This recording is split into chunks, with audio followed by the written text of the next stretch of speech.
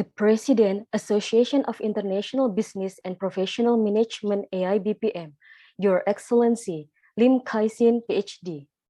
Excellencies, the Country Director of AIBPM Malaysia, Dr. Desi Kim Wei Hong, the representative of Sekolah Tinggi Ilmu Ekonomi Jaya Negara Taman Siswa, Brawijaya University, Universitas Mahasaraswati Denpasar, and Universitas Negeri Malang. The speakers of today's event, Dr. Miguel Cordova, Professor Iwan Triyuwono, Professor Majdi Anwar Kutaina, Dr. Jazli Lili Whisker, Mr. Mengkuehu, Adjunct Professor Dato Alia Karen. Excellencies, participants, distinguished guests, ladies and gentlemen. Good morning and welcome to the 2022 Malang International Conference of Project Management ICPM, held by the Association of International Business and Professional Management AIBPM and supported by our co-host Sekolah Tinggi Ilmu Ekonomi Jaya Negara Taman Siswa, Brawijaya University, Universitas Mahasaraswati Denpasar, Universitas Negeri Malang, and other supporting institutions. I am Alia Ardiani. I feel honored to be the host for today's event. It's perfect opportunity for us all to interact and network you all, peers and colleagues across countries.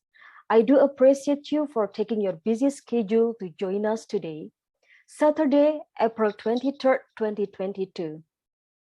On these occasions, we'll have outstanding discussions from our prominent speakers, whom I believe shall enrich our insights on preparing for the unexpected. It's our lesson learned from COVID-19 pandemic based on multidisciplinary perspective.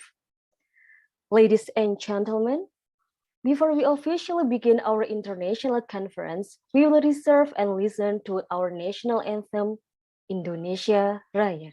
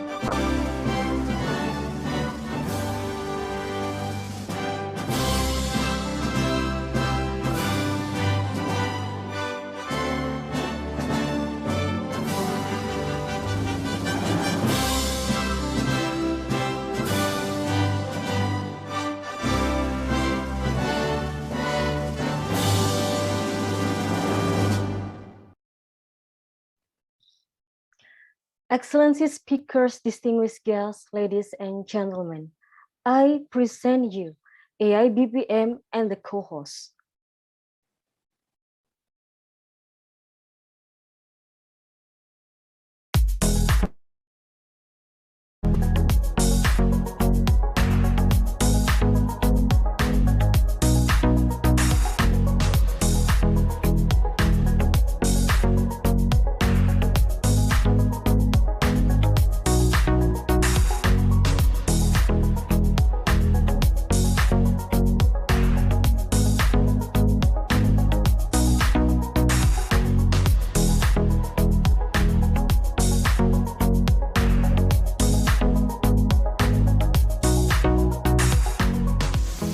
This academic conference is one of the most important conferences specifically to me because it allows us academics and students, our students, to get together and start sharing the latest in terms of research and education. I encourage all to participate in this wonderful conference, and I thank the organizers for this wonderful conference. Thank you.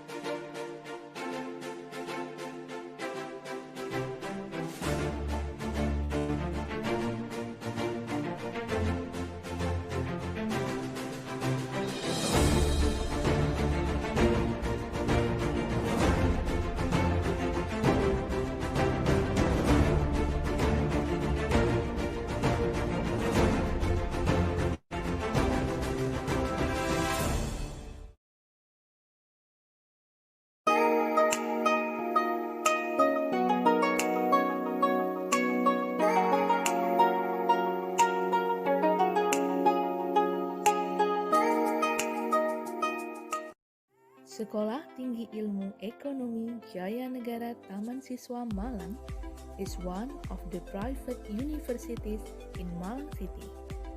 As one of the old universities in Malang City, we always learn from history to make innovation and respect the process of learning. From 2016 until now, we have experienced very positive developments, both in terms of the number of new student admissions and the improvement of facilities.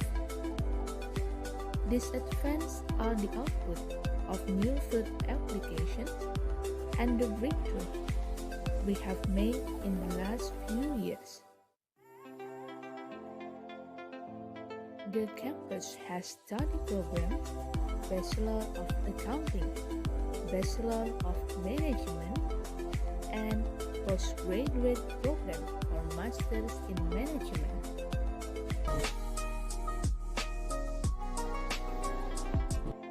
STA Jaya Negara Taman Siswa Malang has Janega Development Center as a students' forum for self-development, education, and career development to become excellent graduates.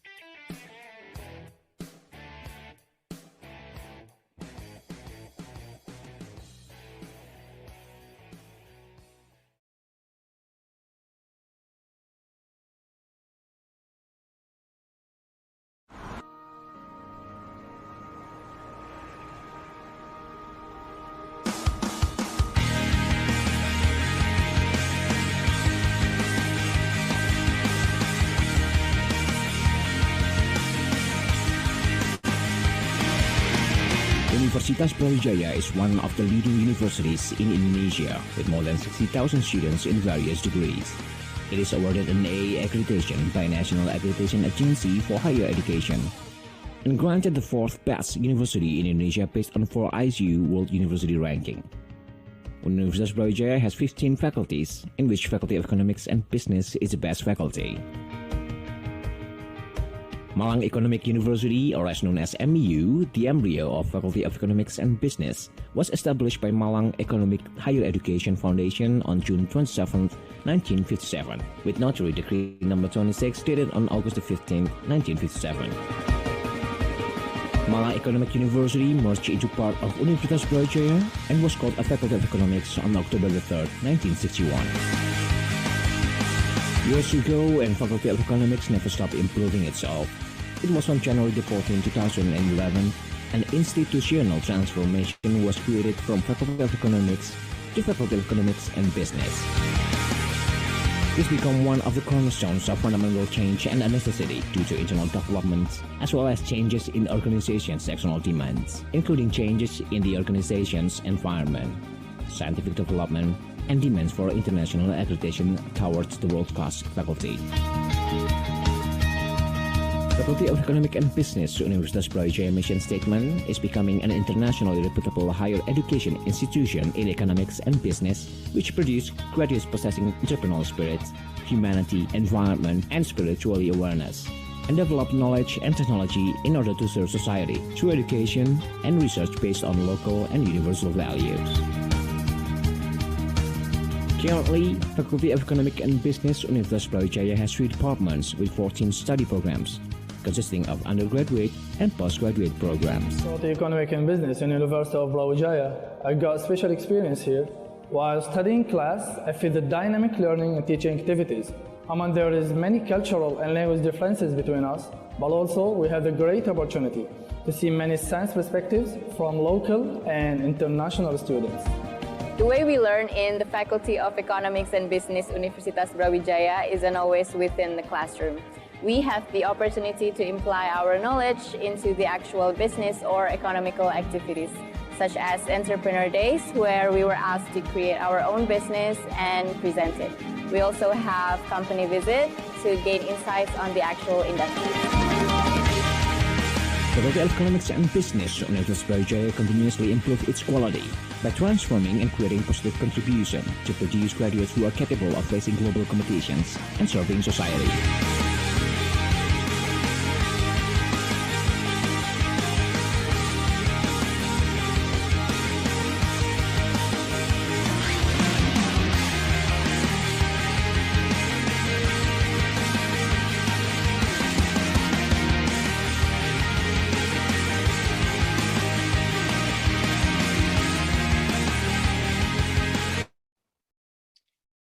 All right, without further ado, I'd like to invite the respected Director AIBPM, Mrs. Ira Christiana, to deliver the opening remark.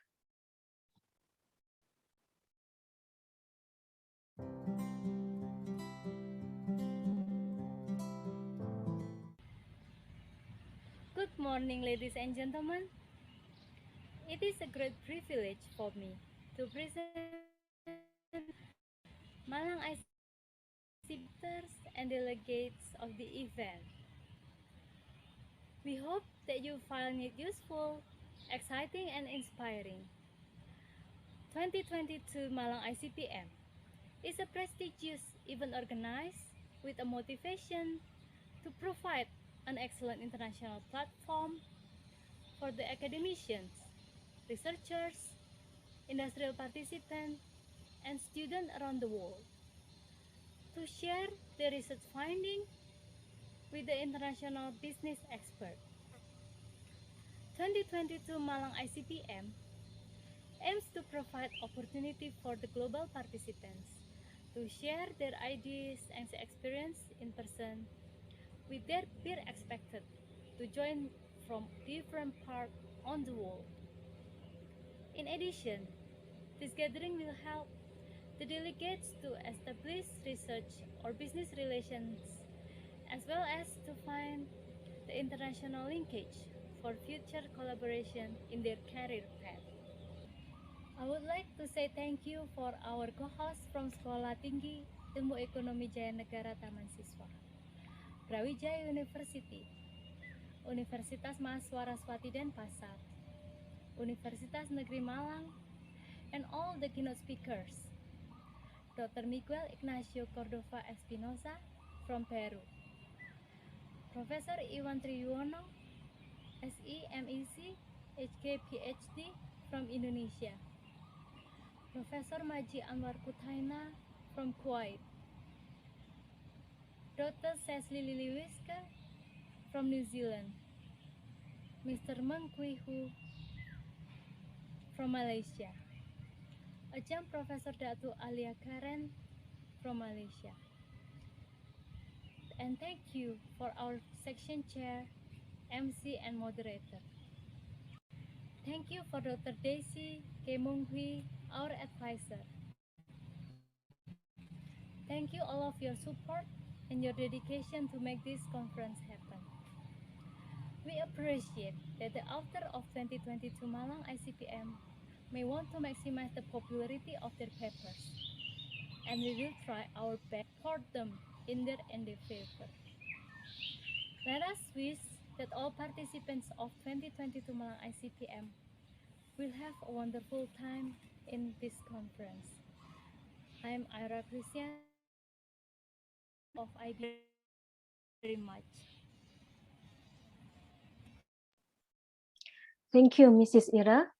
Following, it's our honor to invite the country director of AIBPM Malaysia, as well as the advisor of 2022 Malang ICPM, Dr. Daisy Kim Wei Hu, to deliver the welcome remark. Thank you, Ms. Aurea. A very good morning, honorable keynote speakers, distinguished guests, ladies and gentlemen. On behalf of the AIBPM, I would like to extend my warm welcome to all of you to the 2022 International Conference of Project Management, ICPM, with the conference team preparing for the unexpected, lesson learned from COVID-19 pandemic. Thank you to each and every one of you for being here with us this morning. We are very pleased to welcome those of you who have been with us for a long time now, as well as those who are new to the International Conference. And I hope you will find the conference and discussion useful and fruitful and interesting.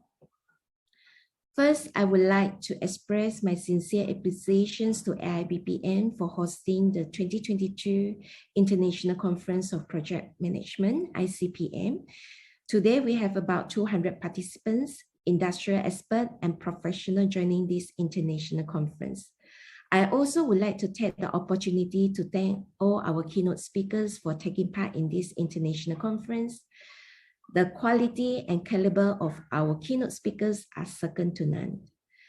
Due to the COVID-19 pandemic, we have grown quite accustomed to engaging in virtual conferences with our colleagues thousands of kilometers away. There are, after all, some advantages to the turbulent period we are all living through. As you are aware, we are in the midst of a crisis like no other.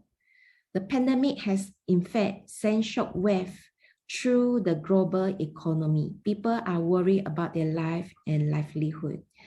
Many businesses are either closed or waiting for customers to return. Governments are stretching their spending capacity, and the stability of financial system is threatened.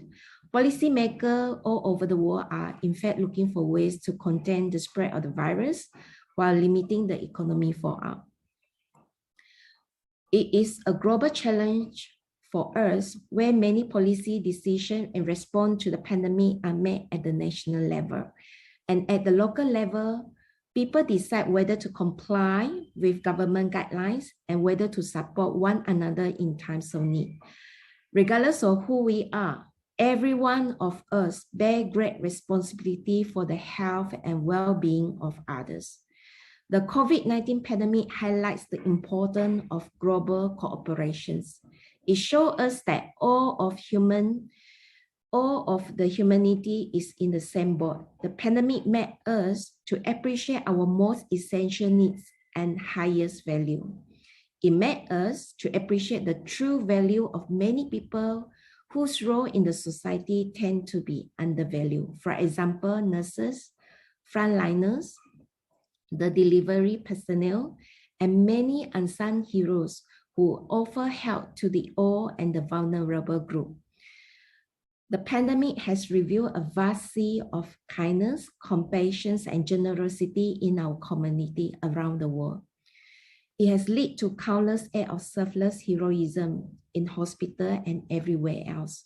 It has impelled many of us to use our greatest strength to serve our greatest purpose, giving our life new and inspiring meaning. This is the lesson that we must take into the post-COVID-19 world. The time has come to mobilize this goodness in our midst.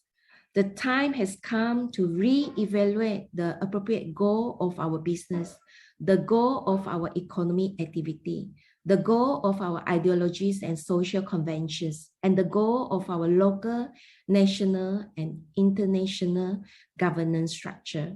The pandemic showed us that all these domain goals must always be the same, that is, to contribute to the fulfillment of human needs and purposes. This requires us to cooperate locally when we face local challenges, nationally when we face national challenges, globally when we face global challenges. Lastly, we need to be accountable to one another in response to the pandemic. I'm now delighted to hand over the floor to Ms. Olia. Thank you and enjoy the conference. Thank you, Dr. Daisy. Well, before we start the seminar sessions, I'd like to invite all panelists and participants to turn the camera on. We will take group pictures and the committee will be helping to capture it in a moment. All right, thank you, Ms. Olia. Now we will take picture for gallery 1. So please make sure to turn on your camera and remove your mask. So let's get ready for gallery 1. 3, 2, 1, smile.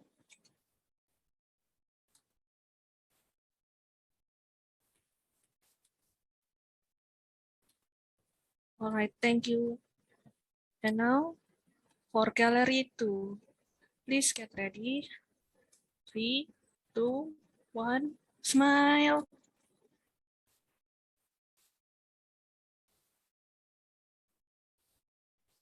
Thank you. So let's move to gallery number 3. All right, 3, 2, 1, smile.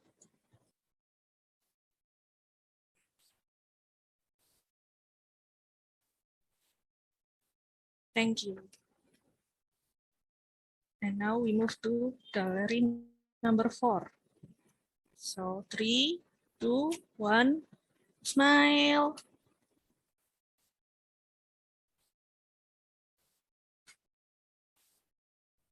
Thank you. And now we move to gallery number 5. So please turn on your camera and remove your mask, please. All right. So get ready. 3, 2, 1, smile.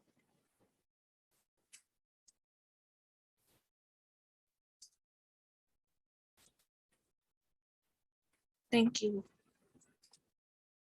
And now we move to gallery number 6. So please turn on your camera video and remove your mask, please.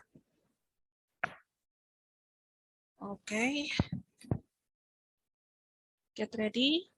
3, 2, 1, smile.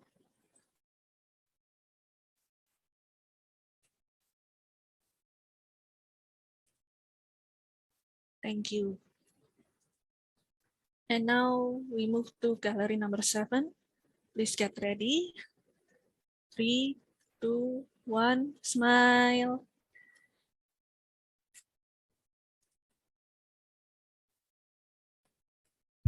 That's all of the galleries. So I will give back to the MC. Thank you. Okay, thank you everybody. Now I'd like to remind you all, the presenters, to format their Zoom name based on the presentation room. For example, if you are in room 1, kindly rename your Zoom to R1 and then followed by your full name.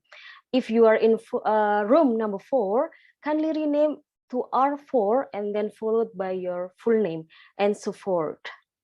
All right, ladies and gentlemen, we would like to invite you to share today's photo to your Instagram and give the hashtag 2022 Malang ICPM info AIBPM info for academia. The best Instagram post will get free entry to our next conference. We also invite you to follow our Instagram at info AIBPM and our YouTube channel on AIBPM Talk Series. You can obtain up-to-date information about our events, publication opportunity, and the video of our conference. The information also has been shared in the chat box, as well as other important information related to coming events and opportunities. Distinguished guests, ladies and gentlemen, I'm excited to introduce you the keynote speakers of today's conference. We have 6 excellent speakers with us right now.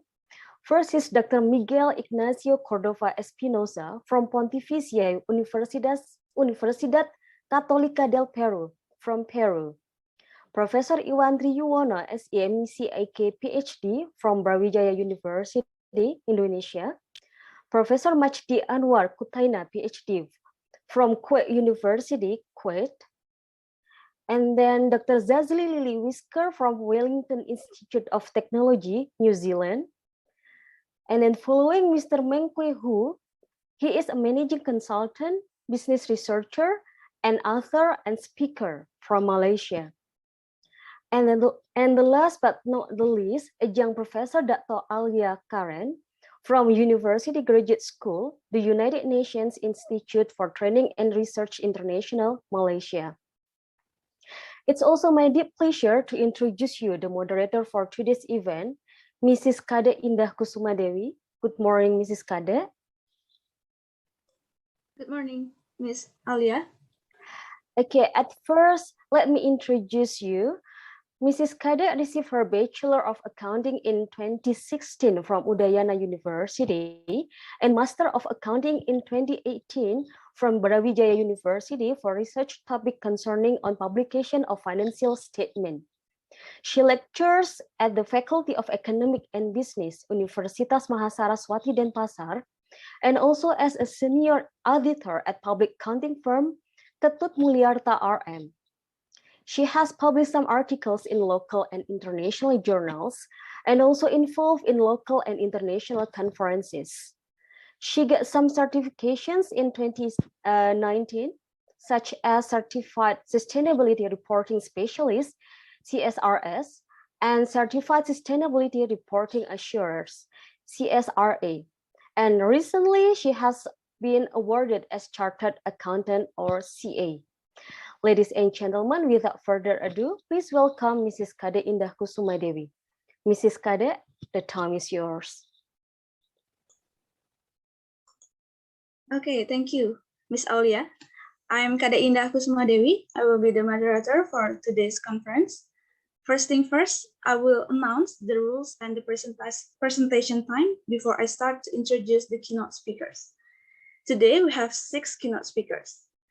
The conference rules, the first one, all online participants will be muted during the presentation. The second one, there will be a question and answer session after the keynote speakers finish their presentations. And the last one, the moderator has authority to choose who will deliver the question or suggestions. Before I start, I would like to inform you that each keynote speaker has 20 minutes to present their slides, and the Q&A session will be done after the presentation session. Okay, let me continue. To our first speaker is Dr. Miguel Cordova. He is Associate Professor and Internalization Leader for the Management Department and Management School at Pontificia Universidad Católica del Perú. He holds a PhD in Strategic Management and Sustainability of Consorcio de Universidad in Lima. He has doctoral studies at Copenhagen Business School and MBA of Centrum Católica. His research is oriented to corporate governance, power and influence in organization, sustainable supply chain management, entrepreneurship, and international business. He was visiting professor in Business School in Paris, Universidad del Desarrollo in Santiago de Chile, ESADE University in Barcelona, and UDEM in Monterrey. He is Associate Editor of the International Journal of Sustainability in Higher Education, Deputy Editor of 360 Journal of Management Science in Peru, and member of editorial boards of CEA Management Journal in Colombia, Alcance Journal in Brazil, and International Journal of Applied Business and International Management in Indonesia. He received 6 research funds, a Teaching Innovation Award, and a scholarship for teaching of the EFMD. He is Peru Country Director in the Academy of International Business for the Latin America and the Caribbean chapter, and the Vice Chair of Resources for the IAB Global Teaching and Education SIG. Dr. Miguel, the time is yours. Thank you. Thank you so much for the presentation. It's wonderful to be in here with you all. Thank you to the AIBPM. Thank you very much, Ira. Thank you very much to my dear friend, Daisy, also. So, yeah, I'm going to begin my presentation now, and I'm going to share my screen. The title of my presentation is Lessons for Global Supply Chains After the COVID-19 Crisis, of course. So what I want to do today is to present you 5 lessons that we can learn from the COVID-19 situation regarding global value chains. Okay, the first one is resilience rather than efficiency. Next is new hubs for global value chains. Then we have map of suppliers, then traceability and compliance, and finally education for sustainability. Okay, I'm going to explain each of these lessons in order for us to understand how these lessons are changing the way that we conceive and that we plan and execute activities within global supply chains. The first one is resilience rather than efficiency.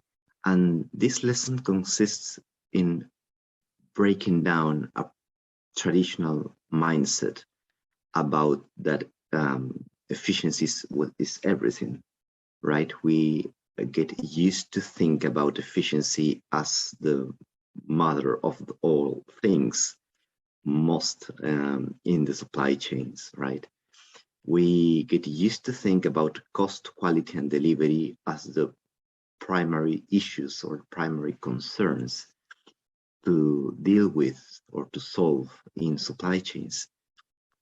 But the COVID-19 crisis had taught a huge lesson regarding these issues, because nor cost, quality, nor delivery were there to help us to gain business continuity during the COVID-19 crisis, right? So, of course, we could get the lowest cost, the better quality, and pretty much good delivery time. But none of these characteristics or none of these factors could help us in order to overcome the COVID-19 effects in our supply chains. So businesses have realized that there is another factor, that there is another important factor for them, and they need to take care of it in order for them to survive. And this is business continuity. So they need to continue in the business. And for them to continue in the business means to take care of their supply, to take care of the whole supply chain, to identify who are the participants within their supply chains, and begin to think how to manage the crisis in a different way. So they need to gain resilience for availability. And probably this is the fourth factor that we discovered that is also important. I mean, besides cost, quality, and delivery, availability, right?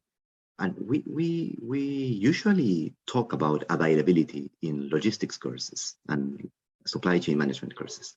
I mean, we need to get available the goods in the supermarket or in the stores, right? Or in the department stores. So availability is a quite valuable characteristics for any of our products or articles to sell. But it gains a lot of prominence, a lot of importance after the COVID-19 crisis, because as we already know, the COVID-19 has disrupted all supply chains and there is no availability of goods. So this is our first lesson for today, resilience rather than efficiency, and some global supply chains are preferring to cut some relationships with far suppliers that have their factories or their warehouses far away from the production center. So this is quite critical, because I mean, how expensive could it be to obtain some raw materials or some resources? There's no more important, but availability is important, business continuity is important. So they prefer to buy their raw materials and their resources from probably suppliers that are nearer, right? And that are closer from them, and no matter the cost. So resilience rather than efficiency. Okay. My next lesson for today is new hubs for global value chains. So we know that the traditional global value chain hubs are Germany, China, and the United States.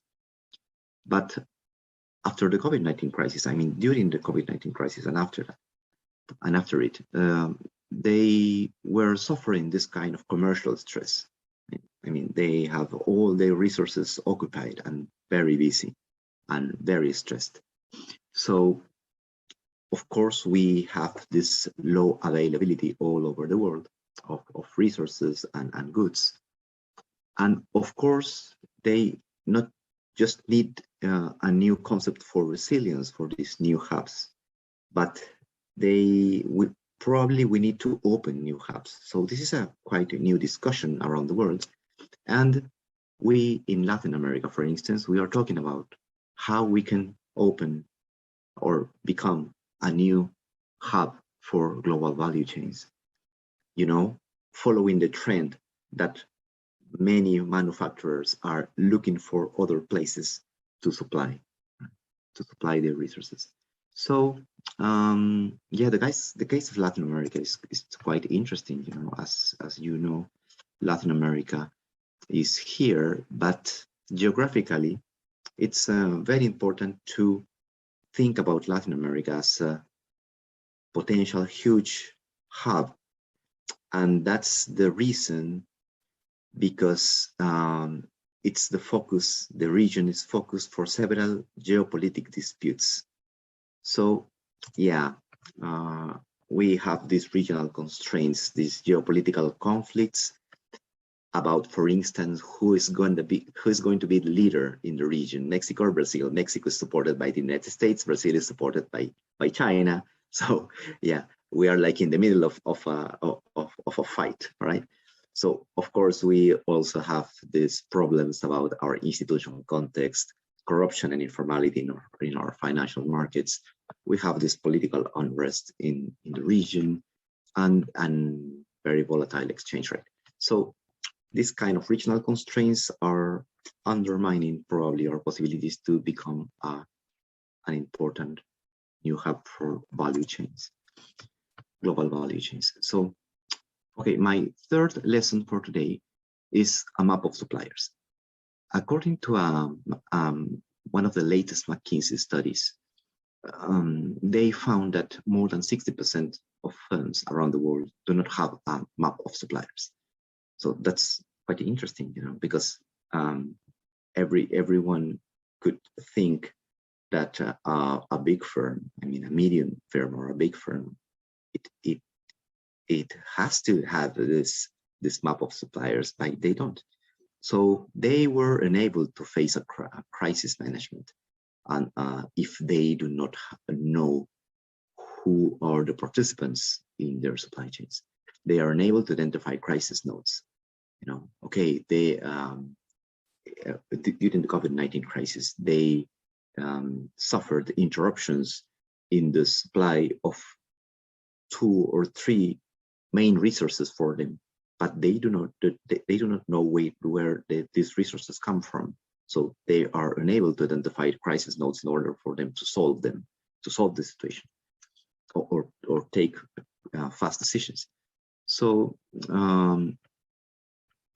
for some firms, it could take more than a year to map them all, because we could probably think about firms that have just 10 or 20 suppliers, but actually there are some firms that have hundreds of suppliers, and these hundreds of suppliers also have another level of suppliers as well. So firms usually know a little bit about their immediate suppliers, like the first level of their suppliers. But after the COVID-19 crisis, they learn that they have to know also who is beyond this first level of suppliers.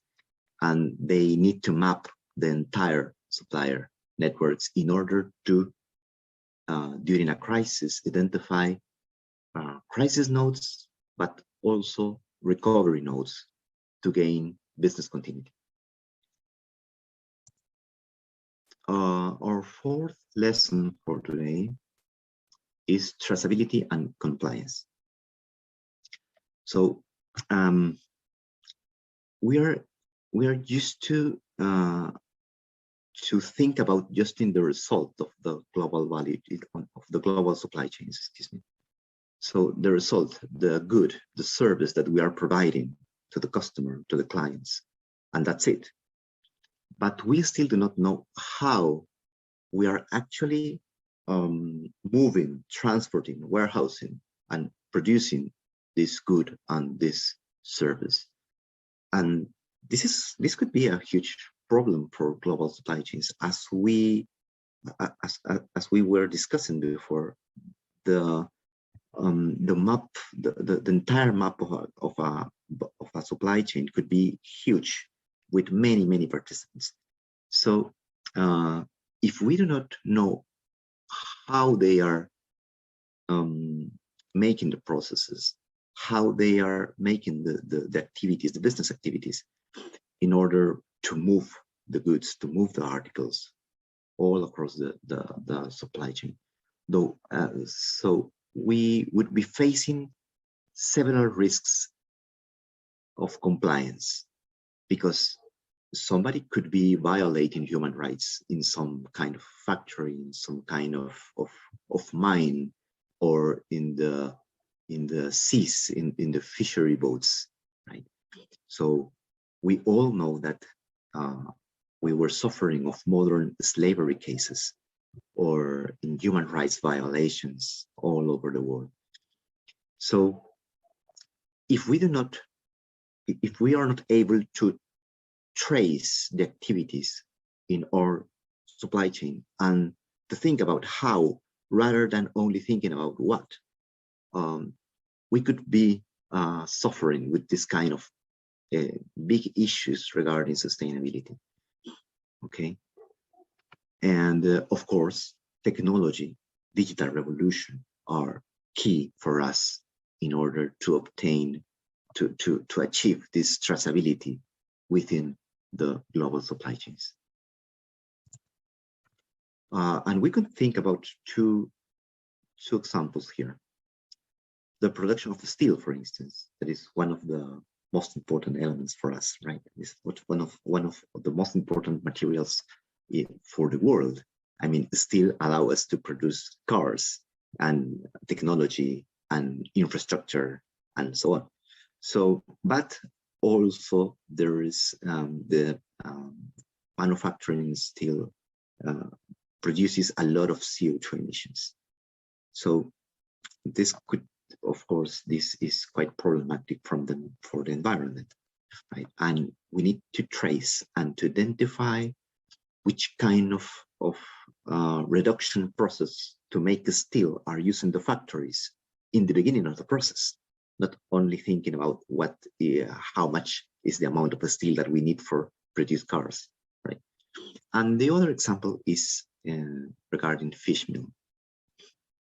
Okay, fish meal has also, the fish meal industry has also several sustainability problems if we are not able to trace all the activities in the supply chains, because we need to be aware about which kind of fishing methods are using in the overseas, if they are capturing the permitted sizes and the permitted species as well, and if they are operating in the permitted areas for fishing. So how we can trace and become visible all of these activities? Okay, we can use technology in order to identify not only which are the participants in the fishery supply chains, but what they are doing and how they are doing. And this is wonderful. This is think about this kind of 100% traceability of the whole supply chain is thinking about in 100% of sustainability practices. And finally, our final lesson for today is about education for sustainability. Okay, we were talking about sustainability in this slide, in the previous slide, right? So, and this is also a matter of mindset. We, factories, companies, firms, they know and they do. I mean, they know and they execute about what they regarding what they know, but they don't feel sustainability. And this is interesting. This is a new complete study about sustainability mindset that proposes us 3 dimensions: the knowing, the doing, execution, the doing, but also the being dimension. And it's about how our personal values as individuals could be aligned with the sustainability needs. So, and if we want to incorporate this kind of sustainability mindset in our leaders for the future, we need to think beyond higher education. We need to incorporate this sustainability perspective in every level of education. And of course, in order for us to stop thinking about it just in silos, but begin to think about whole systems as a supply chain perspectives need. And this is my last slide. Together with a colleague from France, we have research about how big electronic firms, these electronic firms leaders in the electronics industry, are taking their decisions regarding sustainability. And we found huge gaps about, between what they are actually declaring in their statements and in their mission and in their values and what their sustainability reports are stating every year and what they are actually not doing in their supply chains. So this is quite interesting because we are talking about the leaders in the electronic industry, and they supposed to be the sustainability flagships for the industry, but they have still gaps in how they are including their sustainability practices regarding this new sustainability mindset that we need. And that's it. I'm sorry for the time. Thank you so much. Okay, thank you, Dr. Miguel, for your presentation about the global supply chain. And now we continue to the next speaker. Thank you, Dr. Miguel. Okay. Ladies and gentlemen, please welcome our second keynote speaker, Professor Iwan Triyuno. He is a lecturer at Brawijaya University. He was born in Bangkalan on June 30, 1961.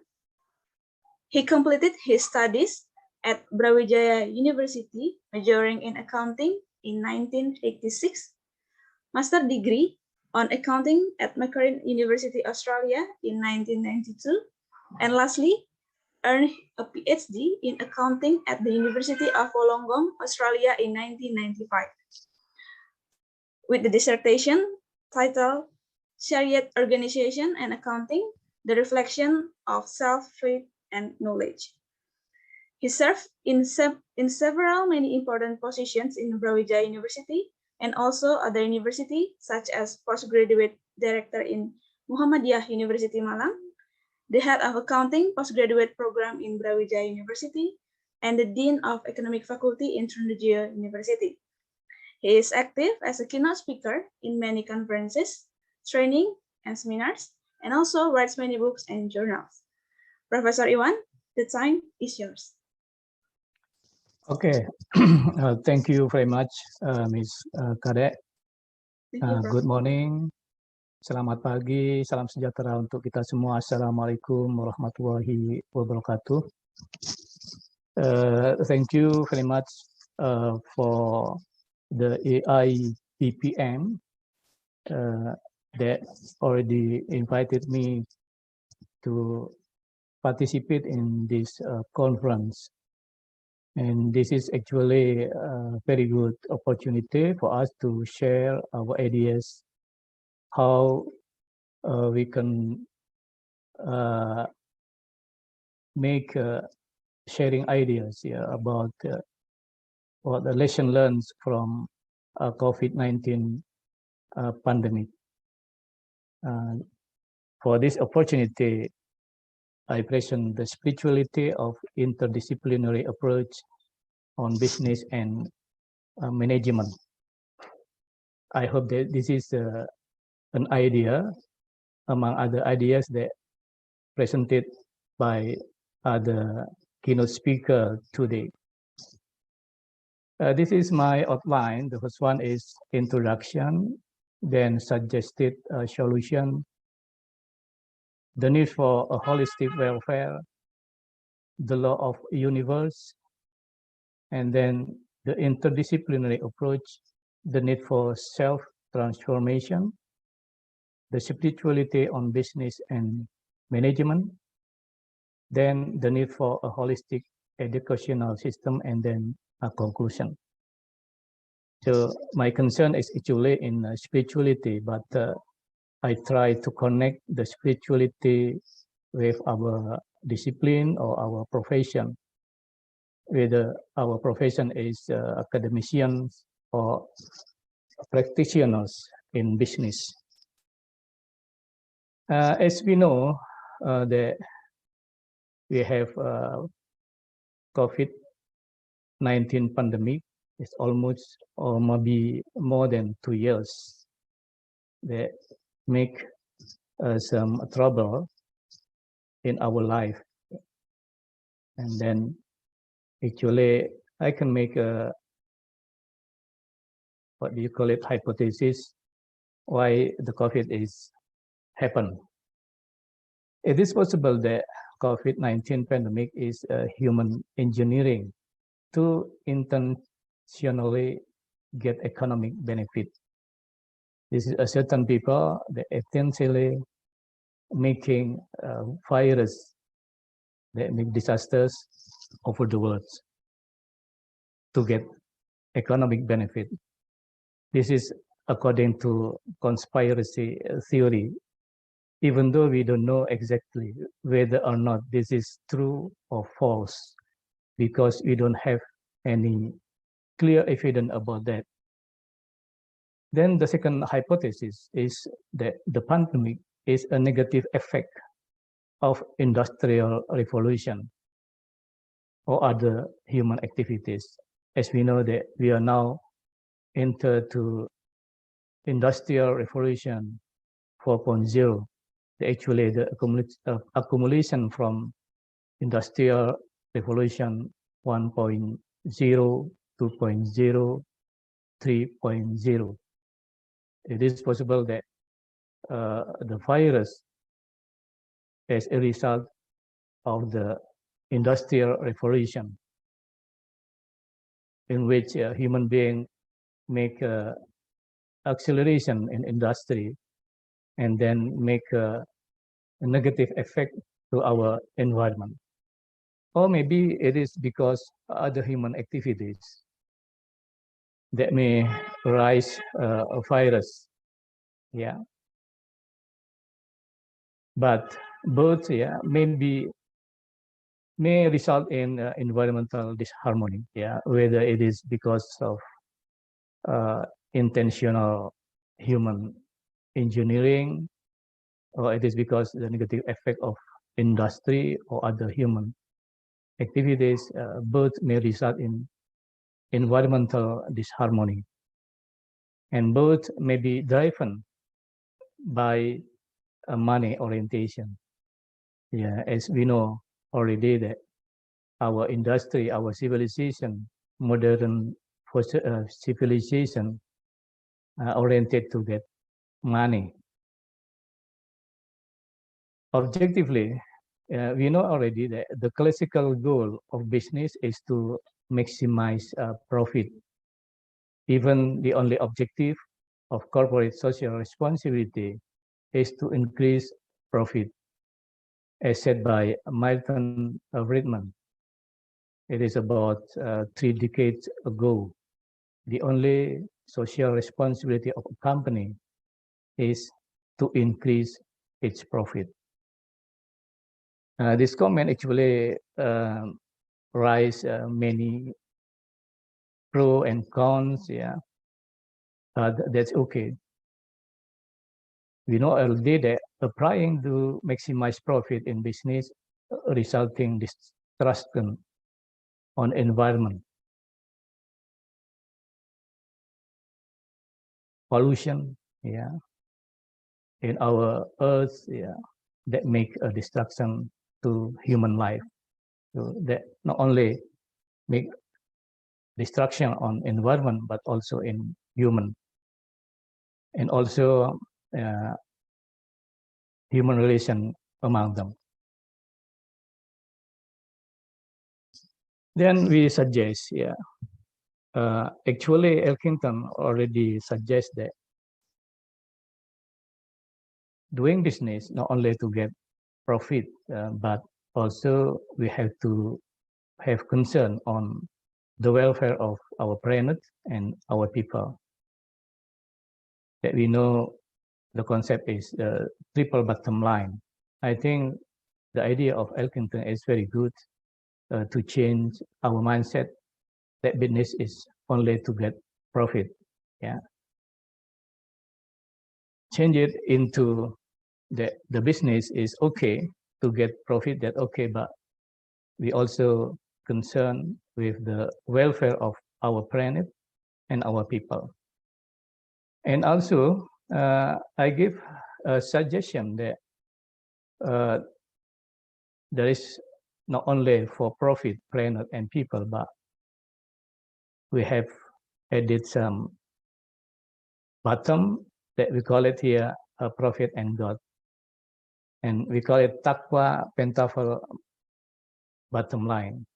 Profit, planet, people, profit, and God. It means that doing business is actually not only to get a profit, but also how we increase the worth of our planet and the worth of our people by using a prophetic ways for getting the pleasure of our God. Prophetic ways mean that we use our pure soul, yeah, that connected to divine will, and then we know what is good and what is bad in doing business. So by using Taqwa Pentapal bottom line, we hope that doing business is better and better, and we can eliminate pollution in our planet, and we can make a good life, yeah, for all human beings. And the third one is the spirituality on business and management, both in terms of knowledge and practice. I mean here that how we can construct knowledge on business and management using the guidance of divine will, and then how we practice the knowledge of business and management that guarantee that we can increase or prosper the company, planet, and our people.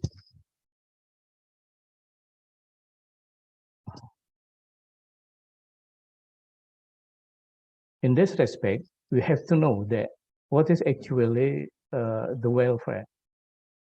In modern civilization, yeah, we define the welfare as material welfare. And even we reduce it into economic welfare, and the simplest one is money. This is we find in our modern civilization. But for postmodernism, it is different. Yeah, welfare may be defined as a material welfare. They're related to a physical body, such as clothing, shelter, food, and so forth. And then the second one is psychological welfare. This is related to psychological body, such as the feeling of happy, the feeling of peace, and the feeling of comfortable. And the third one is spiritual welfare. This is related to our spiritual body, such as the feelings of connecting to the divine will and of growing the quality of divine consciousness. So according to postmodernism, welfare is holistic welfare. Yeah, material welfare, psychological welfare, and spiritual welfare, all in one. They are not separated. Yeah, and this actually refers to our body. Our body actually consists of physical body, psychological body, and spiritual body. In modern civilization, we only concern with our physical body. That's why the orientation of our life and also the orientation of our knowledge, that is business and management, is only to physical welfare. So in this context, we have to change our mind, our concept from the material welfare into the holistic welfare. And for whom the holistic welfare? This is for company, for our planet and universe, and of course, for all people. Yeah, the holistic welfare not only for company, but we have to share to our planet, because we live in our earth here, and we have to care for the health of our planet. And also we have to care for the world of all people over the world. So we can share the welfare fairly. Yeah.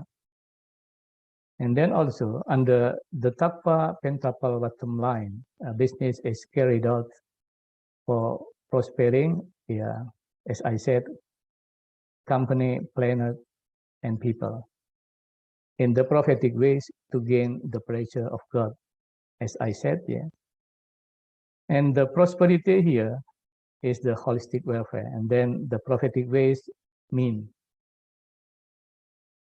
right, good, and ethical ways, or simply do no harm to company, to planet, and to people.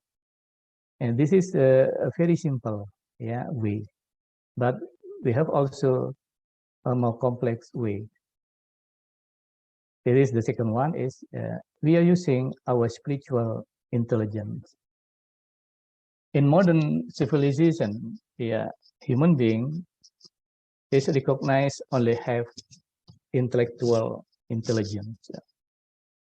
But in the perspective of postmodernism, human being is actually has physical intelligence, intellectual intelligence, emotional intelligence, and spiritual intelligence.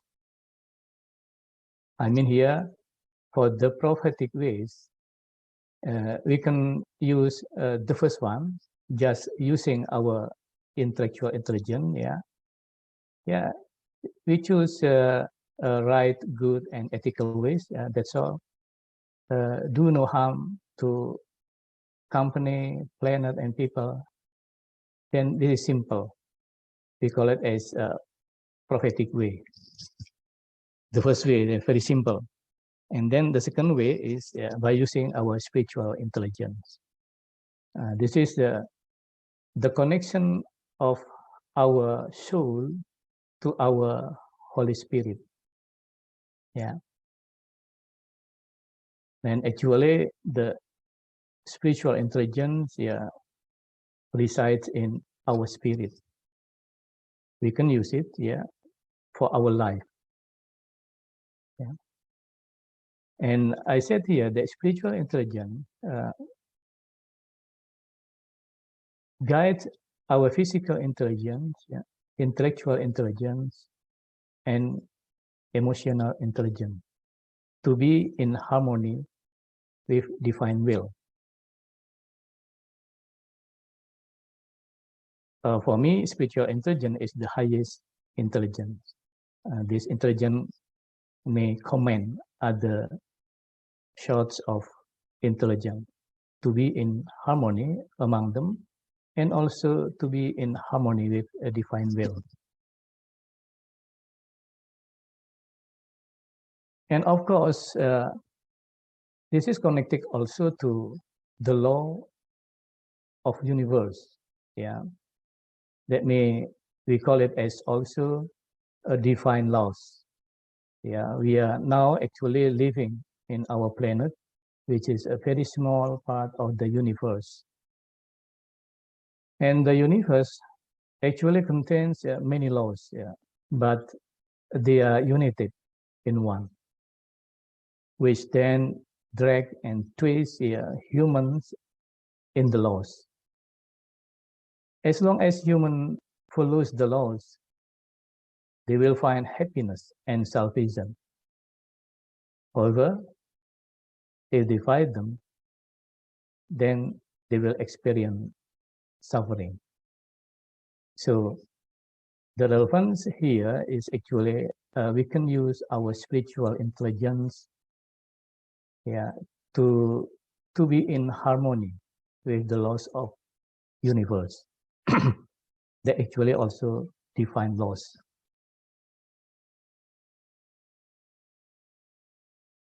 There are, of course, many laws of the universe. I mentioned here some of the universal laws, such as the law of divine oneness, the law of divine love. The first one is actually the laws on the universe is connected one with others.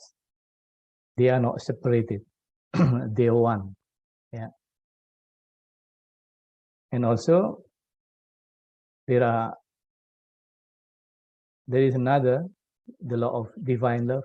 This is that make our planet, our universe sustain. Without any love, maybe our earth, our planet, or our universe will be gone. This is the law of sustainability. And also there is the law of vibration. As quantum physics says that everything is created from energy that vibrates all the time. Another law is the law of correspondence, the law of attraction, the law of inspired action, the law of perpetual transmutation of energy, and the law of cause effect. Modern civilization, highly concentrated on the law of cause and effect, as if the law of universe is only the law of the cause of effect. Then the other law is the law of compensation, the law of relativity, the law of polarity, the law of rhythm, and the law of gender. The law of gender may be the illustration like Tao. There is yin and yang. the complementary between the masculinity and femininity. This is also something that supports the sustainability. The laws actually are many, but they are in one and in harmony. No one knows how many laws on the universe. The laws cannot be accessed only by our intellectual intelligence, but also by our physical intelligence, emotional intelligence, and spiritual intelligence. Or we can use our ultimate instrument in our body that we call it a divine consciousness. Yeah.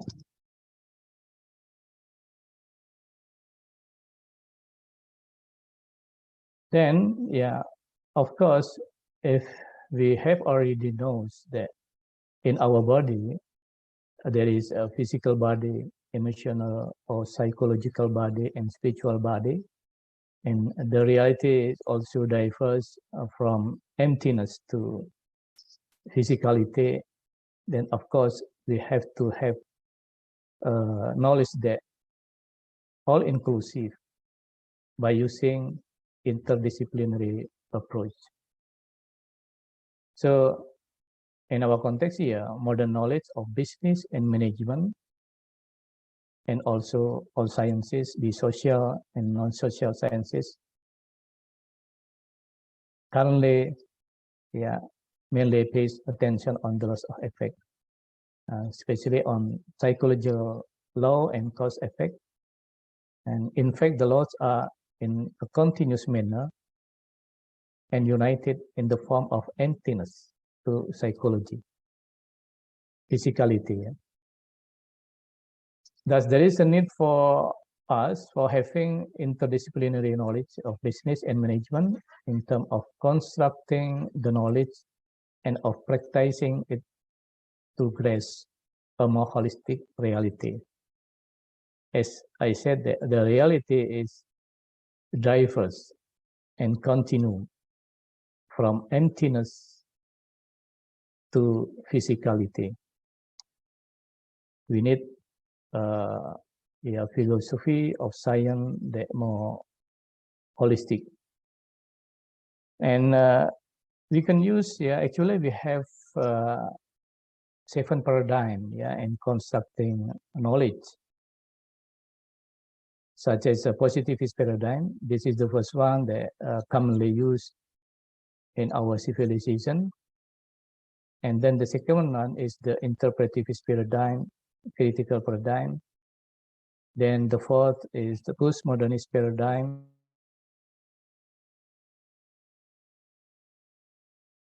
And defined paradigm. In meeting the need for interdisciplinary knowledge on business and management, we make use of postmodernist paradigm. This is actually a choice for us here, because the postmodernist paradigm, there's a character that this paradigm all-inclusive, or maybe we can use a religionist paradigm, in which in constructing knowledge we derive religious teaching into practice, into the practice of business or something like that. And or we use spiritualist paradigm, in which we use our spiritual intelligence in constructing knowledge. And the best one is the defined paradigm. In this context, we use defined consciousness. Yeah.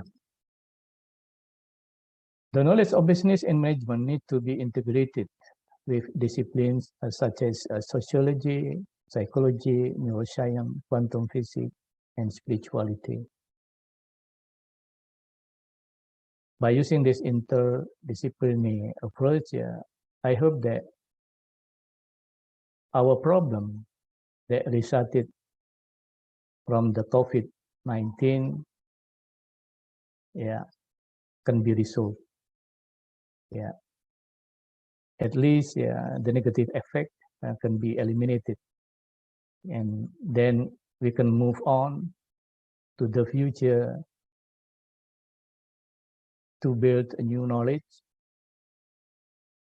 new practice, and new civilization.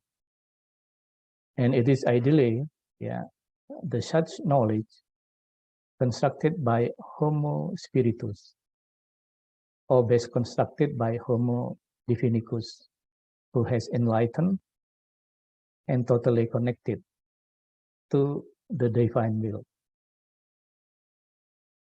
Such knowledge has a potentiality to vibrate a pure energy that may stimulate other people to be enlightened.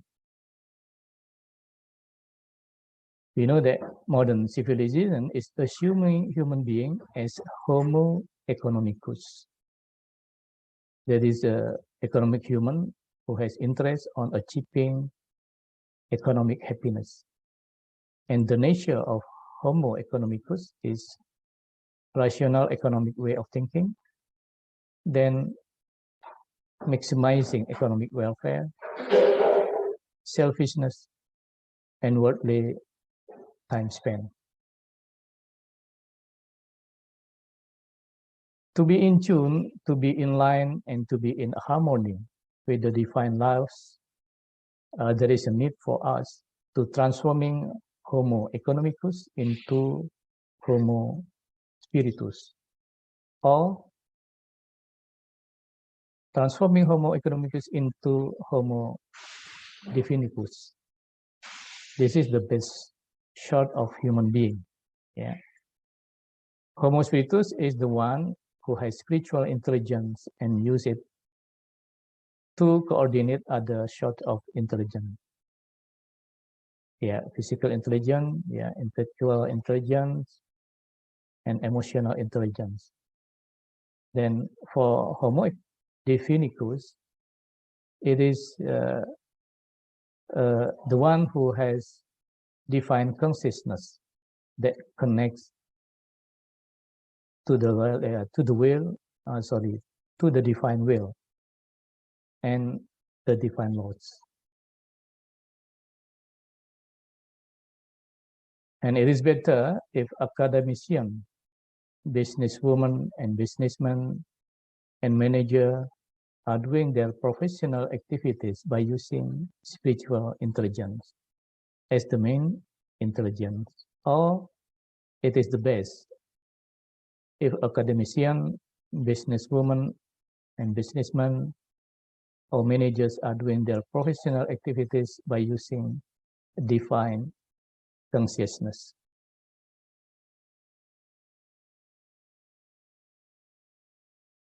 Also, the practice of spiritual and enlightened knowledge of business and management has a great potentiality to construct divine civilization, which is blissful, blessing, peaceful, and prosperous.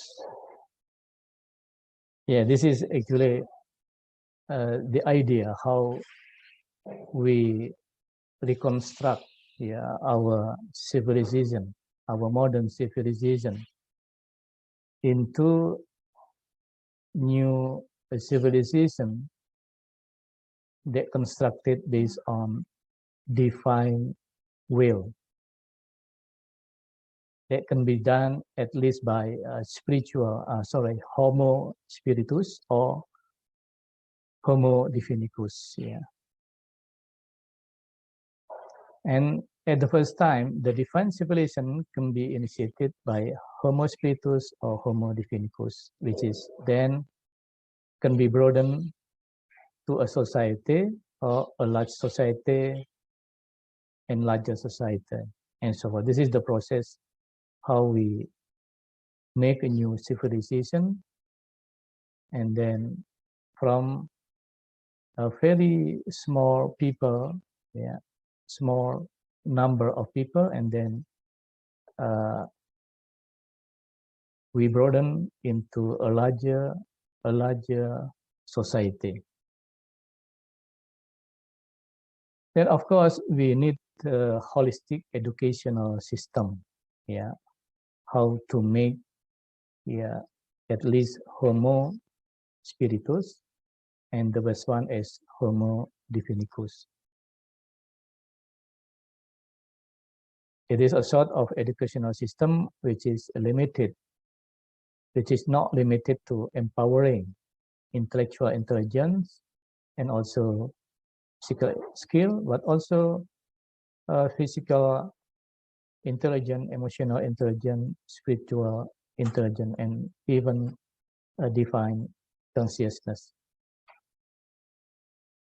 The person who are educated under a holistic educational system will be enlightened, and they will be real agents of change who have significant power to initiate the birth and the growth of divine civilization.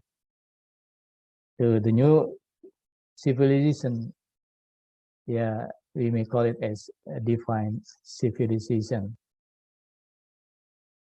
Then the conclusion, ontologically, a reality of life is diverse from emptiness to physicality, which consequently needs an interdisciplinary approach to formulate holistic knowledge of business and management. Then the objective of business is actually to prosper company, planet, and people with holistic welfare, which is undertaken in right, good, and ethical ways to get the pleasure of God.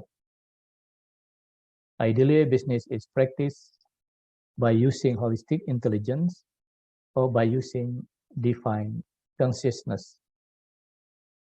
And there is a need for transforming Homo economicus to be Homo spiritus or Homo divinicus. Homo spiritus and Homo divinicus is an enlightened person who has capacity to initiate the creation of divine civilization. But there is also a need for a holistic educational system to fabricate enlightened people.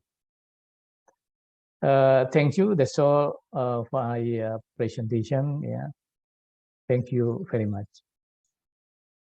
Okay, thank you very much, Prof. Iwan, for the presentation about spirituality of interdisciplinary approach.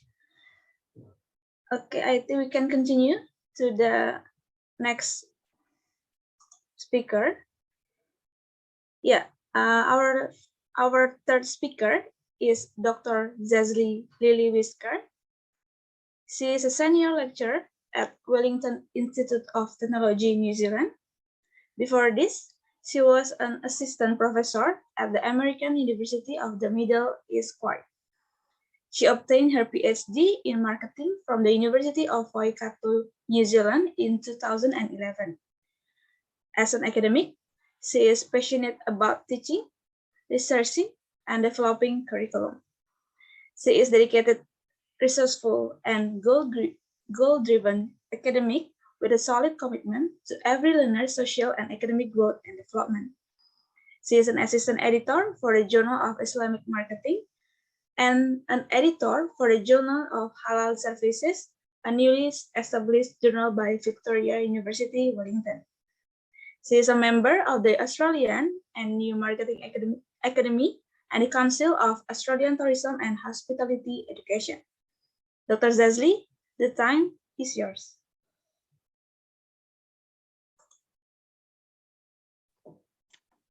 Thank you, Madam Chairperson. What an introduction. And thank you, AIBPM, for the opportunity. And a very good morning to all distinguished guests and everyone else. Well, just a little bit about myself before I get on to my speech today. So I just like to introduce myself a little bit more there. The reason is because I really like to share my experience with you, and if possible, in future we could co-author in some, research area and so forth. So a little bit about myself. I was born and raised in a business family. I came from a very multicultural background. My dad was an Asian. He was a Catholic, but my mom, she's a Javanese, and she's a Muslim. And I'm married to Robert. You can see that picture there, Robert. And he's a Caucasian and an Anglican Caucasian. And we have a daughter, age 22. In terms of my research, expertise or areas are mainly in sales management, branding, and cross-cultural marketing. And in terms of methodology, my methodology is mainly in quantitative, though I have also supervised lots of master degree thesis in qualitative design. So yeah, I have taught in 5 different countries, obviously New Zealand, Australia, Malaysia, Kuwait, and UAE, or in Dubai. In terms of the industry experience, if you like, I am a business owner of a hospitality as well as early childhood education. Just a little bit about myself, because this is what I want to talk about. I want to talk about you today. So I am quite a resilient person. I am very focused, very goal-orientated. Though I'm actually laid back at times, that's what New Zealanders are. We Kiwis are very laid back, and we love parties. But when it comes to work, we are very focused, determined, and goal-orientated. So that's us. Now, so what is it that I really want to talk to you about?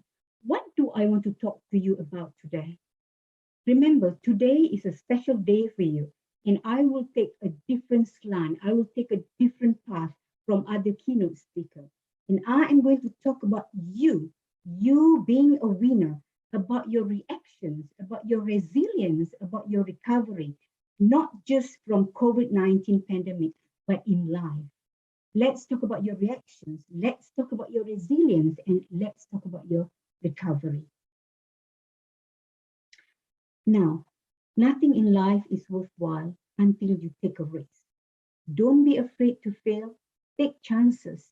Explore the opportunity. Dream big. Think outside the box. However, you would need to dream with a set of goals and objectives. Work out through your small goals and objectives. Start small, be consistent, and work on your passion.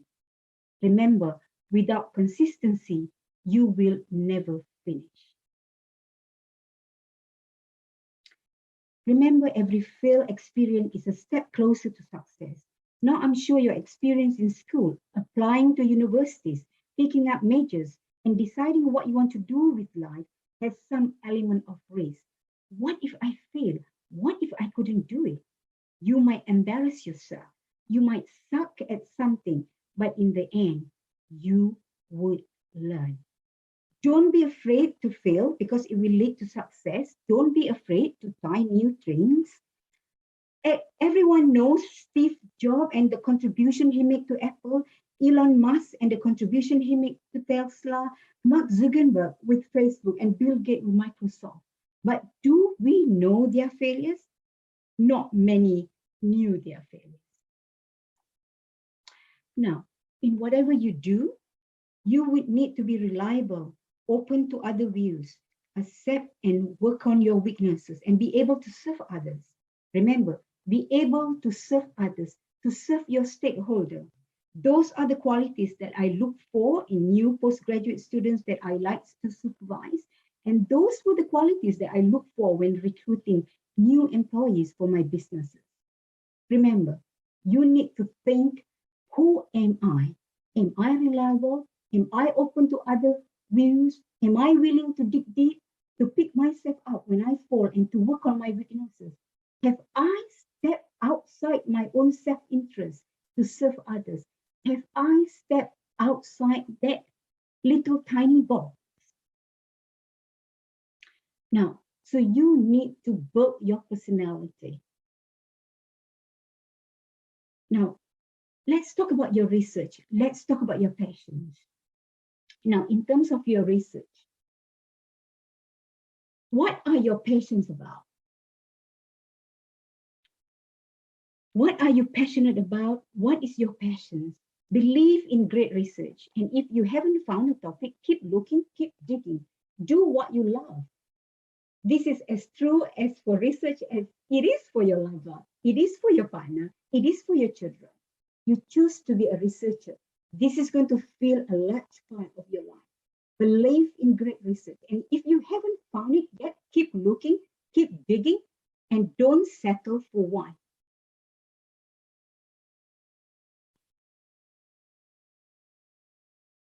So how would you do it? How would you find the interesting research topic?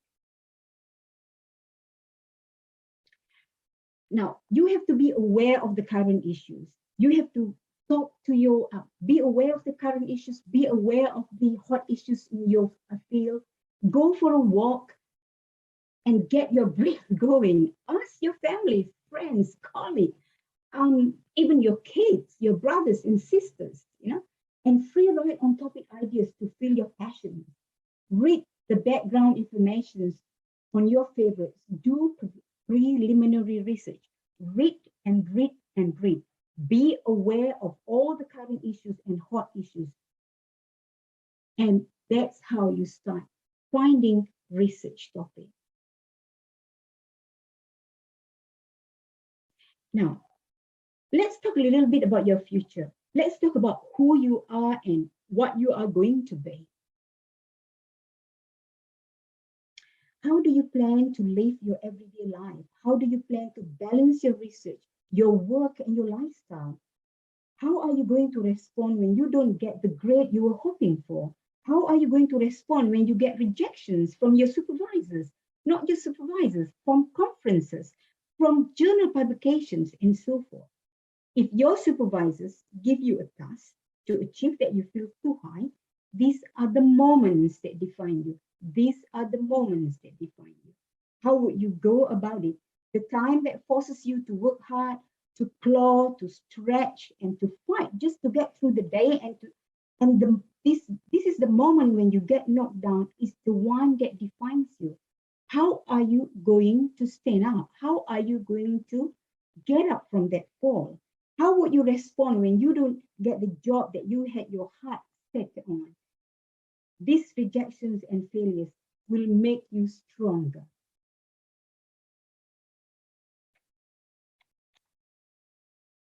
Trust me. More importantly, what can you do better? Ask yourself, what can I do better? You have to be focused, you have to be determined, hopeful, and empowered. Focus and determined. Be focused in whatever you do, in whatever you embark, whether in your studies, whether in writing research, whether in tending your children. You have to be focused. You have to be determined. Hopeful for the better, and you should be able to empower yourself for the finished job. It doesn't matter what job is that, whether jobs as a tutor or job as a finishing job in a team to do research, or even finishing a job as reading books to your children at night. So you have to empower yourself and you have to finish that job.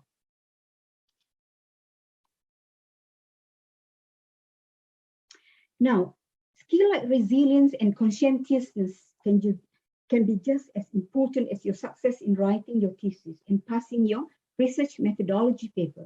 If you are willing to dig deep, pick up yourself when you fall, if you are willing to work through your weakness and turn into strength, I have no doubt you could mold and apply any situation you would encounter.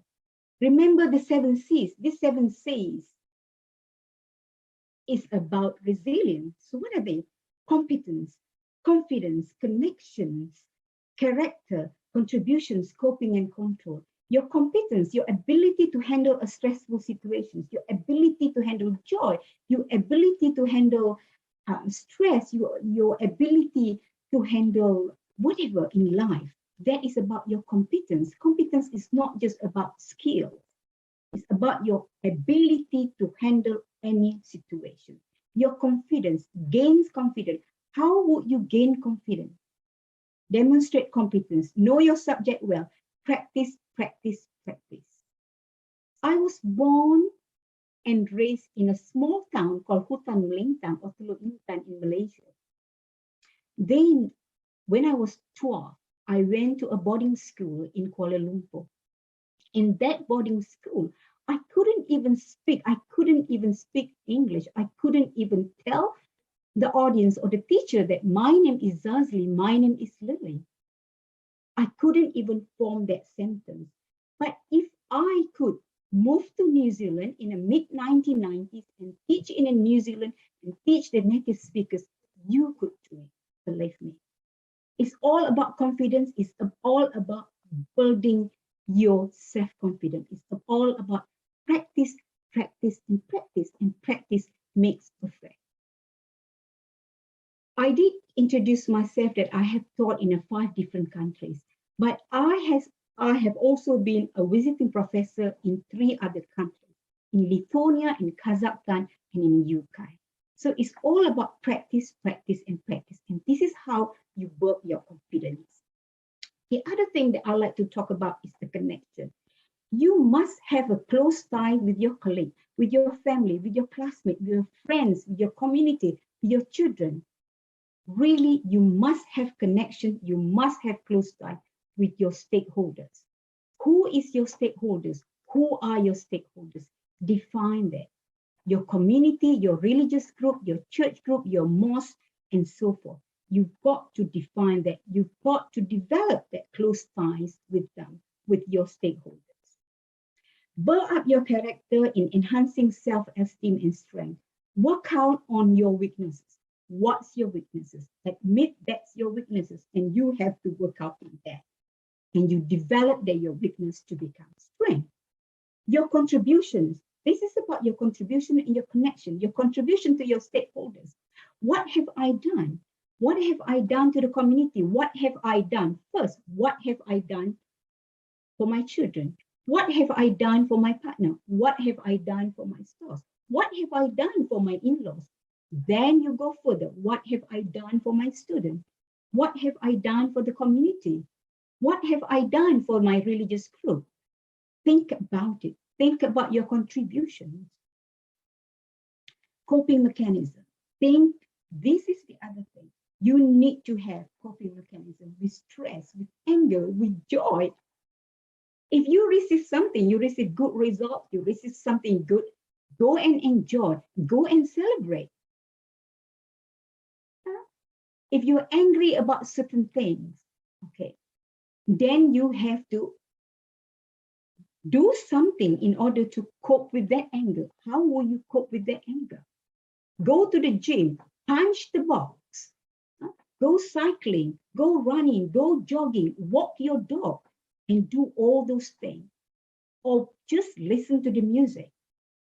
This is the way how you can cope with your stress. Or if you are quite religious, go and do more spiritual things, meditations, praying, do more and more and more praying, and things like that. So different person, I guess the point I'm trying to make about coping with mechanism is that different people will cope differently. So if you think that your coping mechanism is by listening to music, go ahead. If your coping mechanism is about walking your dog, go and walk your dog. If your coping mechanism is about praying to Allah, is about praying to Jesus, do it.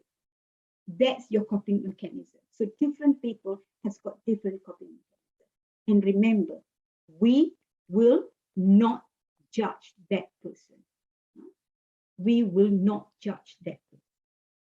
And last but not least is talking about your control, your decisions and your actions. You have to take control of yourself. If something that you couldn't control, let it be. You couldn't control the pandemic, COVID-19. You couldn't control it coming to you. But what can you do about it, about yourself? What can you do about it? You couldn't control this pandemic coming to you, but what can you do about it? What can you control? So think about that. So talking about resilience and control coping mechanism, I'd like to talk a little bit about COVID-19 and the effect on society and the effect to you. So let's talk a little bit about COVID-19 effect. Okay.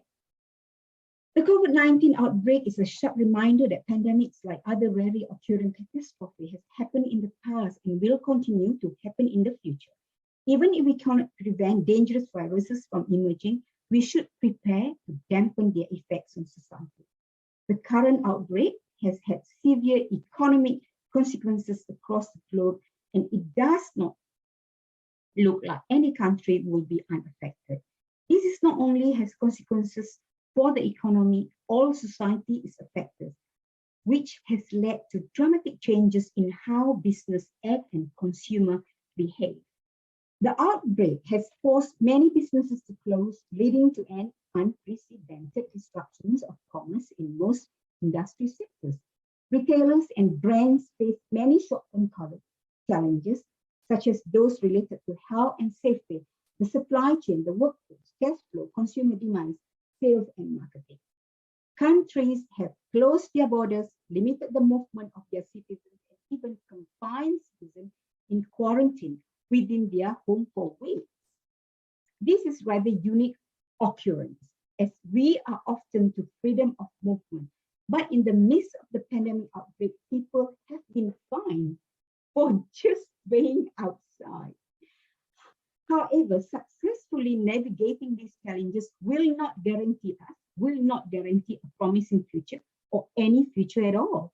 This is because once we get through this pandemic, we will emerge in a very different world compared to the one before the outbreak. So let's talk about the effect on education, which is closer to us, closer to you, and closer to me. Now, children from low-income households, children with disabilities, and girls were less likely to access remote learning due to limited availability of electricity, connectivity, devices, accessible technologies, as well as discriminations and social and gender norms. Younger students had less access to age-appropriate remote learning and were more affected by learning loss than older students. Preschool-aged children who are at a pivotal stage for learning and development face a double disadvantage, as they were often left out of remote learning and school reopening then. Learning, remember this, learning losses were greater for students of lower socioeconomic status in various countries, developing countries and underdeveloped countries, such as Ghana, Mexico, Pakistan, rural areas in Malaysia, rural areas in Sri Lanka, Indonesia, India, to name a few. So this particular community face severely losses than others. So what does this mean for us as a researcher, as an academic? What does it mean? Therefore, it is critical for us to focus on the learning recovery. Remember, I talked before about your connections, about your commitment to the community, about your connections to the stakeholder, about your commitment to the stakeholder. And this is where we need to step up. Reopening schools and keeping them open must be the top priority globally. While nearly every country in the world offers remote learning opportunities for students, the quality and reach of such initiatives vary. And in most cases, they offer a poor substitute for in-person instruction. So what do we do? What can we do? What can we control? So this is something that we can control, something that we can do. As and academic, we need to adjust our teaching and learning methodology. We need to provide opportunity for the new development of teaching and learning materials. We need to provide a lots of different things. We need to develop a lots of different material in order to overcome the situation, to remedy the situation. And that is the thing that we could do. And that's the control that we can do. We can't control the pandemic, but we can control our action, our course and our actions. And the pandemic also actually provides opportunity for research. So you as a researcher, you need to do this. You need to pick up that.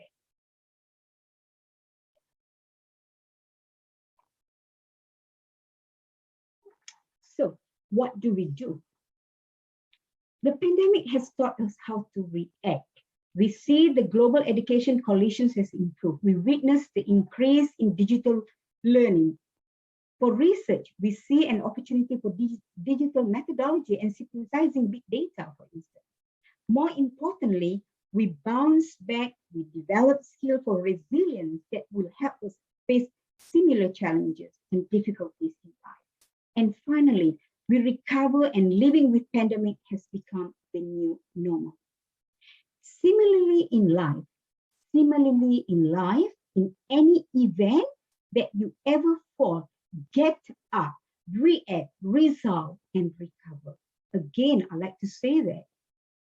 In any event that you ever fall, get up, react, resolve, and recover.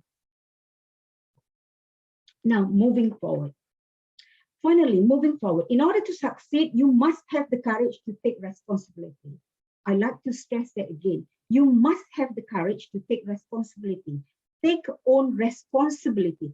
Do not point your fingers at others. Do not point your fingers at others. Actually, I did this to my father when I was young. My father is an Asian and my mother is a Jawan. Okay? They wanted me to be a doctor. Okay? They wanted me to be a doctor. So when I did my foundation study, I didn't get the good results to be a doctor, to be in a medical school. And I said to Dad, you pressure me too much, Dad. That's why I couldn't do this. You pressured me too much, Dad. That's why I couldn't do this. Then when my father passed away, I take that responsibility. I said that this is actually not about Dad, but this is actually about me. I have to develop that resilience. I have to be more focused. I have to be more goal-oriented. So, more importantly, as I said, you have to take that responsibility. Study the situation and ask yourself, what can you do better? What can you do better? You should have the courage to challenge yourself. Again, dream big, and more importantly, take action. Challenge yourself, dream big, and take action. Stop wishing, stop wishing, stop wishing. Just start doing, okay? So what is the next right move?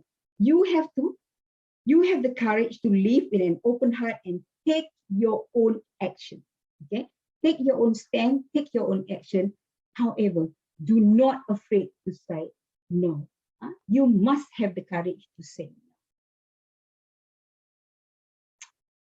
no. And guys, those are just some recipe for success, and I think you are the winner for today. Thank you.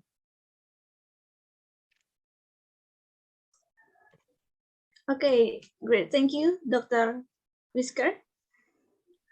About the presentation, how to be a winner. So I think this we will get the inspiration.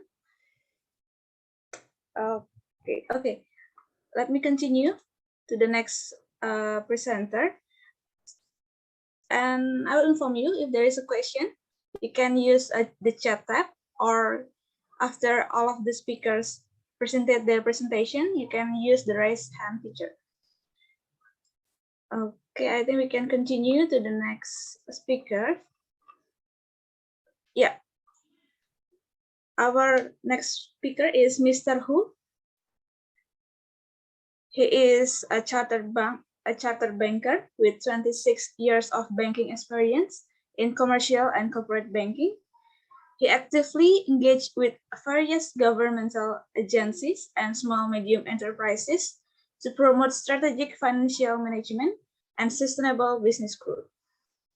He is presently a member of the United Nations ESCAP Sustainable Business Network and is vice chair of the Digital Economic Task Force, promoting the dynamic of digitalization for nations and businesses. He also serves a member of the examination committee with the Asian Institute of Chartered Bankers. He earned his Master of Business Administration degree from the University of Strathclyde in UK and has authored 2 books entitled SME Challenges and Solutions and Transforming Family Businesses. He also writes regularly on financing and business for various publications. He is currently pursuing his PhD candidates with University Science Malaysia. Mr. Hu, the time is yours. Thank you, Ms. Kadek. Thank you, Dr. Daisy, and also AIBPM for having me here this morning for this meaningful conference. Good morning to everyone. Before I start, let me share my slide.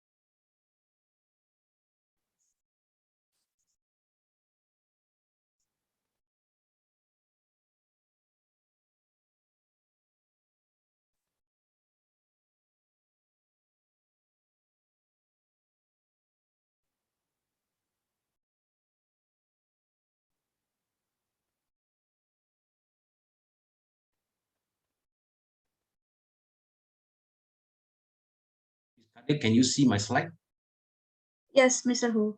Can you slideshow for the presentation? Oh, yeah, wait, How come I can't see my slide here? Okay.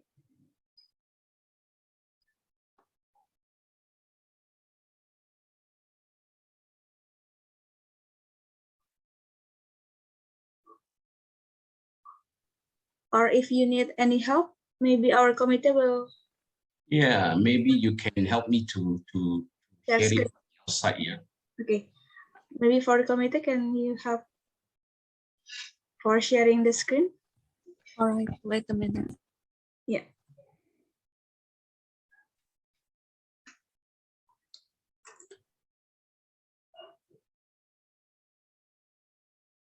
So sorry, Yeah, it's okay, Mr. Hu.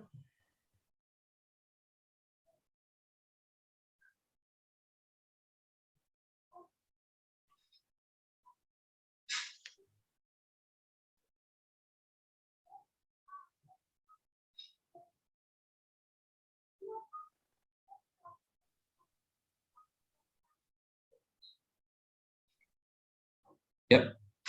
Yeah, thank you, So the topic of my presentation this morning, as you can see from the previous page, creating SME internationalizations in the new normal, So as the title suggests, I will talk about how SMEs can leverage on both to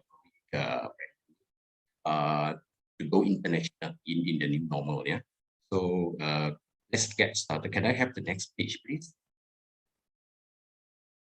Yeah, profile. I think I don't have waste time going through because this colleague has already gone through. Yeah. So over the next 20 minutes or so, I will be talking about providing a broad overview. Yeah, because 20 minutes is for me to go into deep. So I will be giving a broad overview in these 4 areas. First one is about pandemic shock. How pandemic shocks has actually impacted SMEs. I'm talking about SMEs, yeah, in their business operations. Second thing is about how SMEs can actually leverage internationalizations in the new normal. And for them to do so, what are the obstacles they need to overcome? And lastly, the last point is accelerating internationalization. What are the measure or steps SMEs to take on, yeah, for them to be succeed in this internationalization exercise. Yeah. Next, please. So there are obviously many pandemics impacting us and also the SMEs, but for presentation, I have highlighted 4 one. Yeah. So the first one is a disoriented environment, because as you know, pandemic is nothing that anyone has expected. So this thing just happened overnight. Yeah. So it started in China, and I thought it just like SARS. Yeah, it would disappear in 2 or 3 months' time. So unfortunately, things remain until today. So the environment change. What happened to the people? So they face a decline because of the lockdown, restrictive movement. So consumers can't actually go out from their demand for goods decline significantly. Yeah? And also the consumer behavior change because of that. Yeah, so many consumer who have not done shopping online, and retailers who are responsive, they what call in-store the applications to allow online. But SME who are reluctant to change, yeah. So this oriented environment really make a big impact. The points that I'm going to bring up here is about supply chain. I think Dr. Miguel has already very on supply chain just now. So he was highlighting how the importance of resilience instead of efficiency. I think he is very yeah. So the whole supply chain was disrupted globally, as well as in countries. Yeah. So because of the supply chain, it trigger many other issues. So price to go up.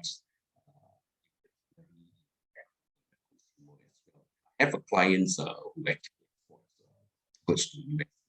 So the shipping cost actually increased 12 times, right? We used to pay, luckily he sold on FOB, free of board. So the freight charges actually is borne by the client in US. So the US buyer used to pay just 1,000 for 40. During the peak of the pandemic, shipping costs actually went up to 24,000. Imagine from 2,000 to 4,000.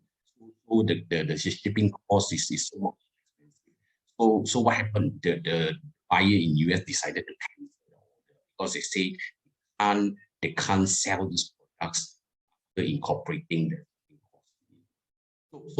So supply chain is real, yeah. So it impacted SMEs very badly. So on the right column, you can see I just give some statistics about SMEs and so Malaysian GDP contracted by 5%. I think this is the first contraction after so many years. Yeah. So SME declined by 33%. It's 1/3. So SME losses is estimated 9.7 billion. This is about 40 billion. So really significant.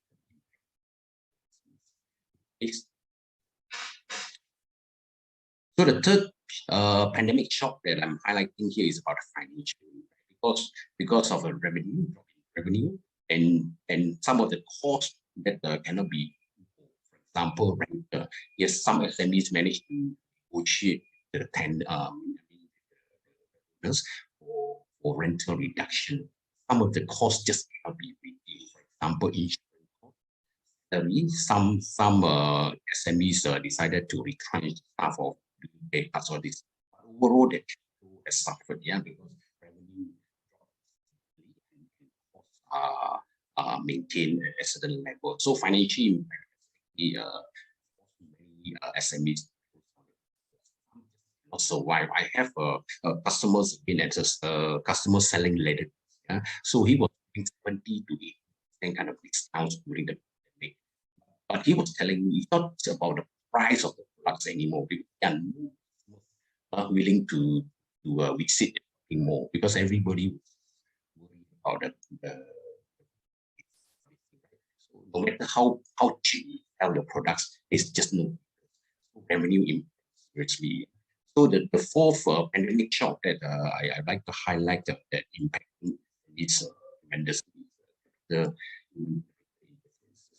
because as you know, many of us working from home, so the productivity has because of this. So based on one research, and I imagine Japanese are considered very disciplined, so the productivity also gone down. And countries, live in Malaysia, lower. So productivity and impact labor shortage. Imagine in Malaysia in particular. So we are relying so much on foreign workers. So we have, I think, officially we have 1 million foreign workers working in various but including those so-called illegal. so those like formal foreign workers, is estimated to be about maybe as high as 4 million. So during the early part of the pandemic, many of these foreign workers actually left went back to their own. So when the pandemic is stabilized, so when businesses wanted to their operations. Imagine another customer of mine who is running a supermarket. Right, supermarket, they are paying about 8 ringgit, about per month. So the workers started to resign. So the boss, my customers were surprised. Why are these people started to resign from? So he asked, what happened? Why are you resigning? Are you going back to your? No. They have better offer from those manufacturing companies a lot because manufacturing require a lot of people to work in the factory. So the manufacturing prepared to pay over 500 for these foreign workers. So human capitals are also a big piece. So based on the research by small and medium enterprise association in Malaysia, they estimated about 150,000 SME. So officially, we have about 1.1 million of SMEs, represent 13% kind of and 1.2 million job losses, and unemployment rate was at a peak at 4%. Next, please. Next, please. All right, wait a minute.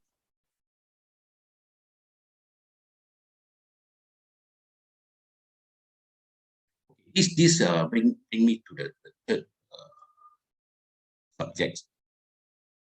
Yeah.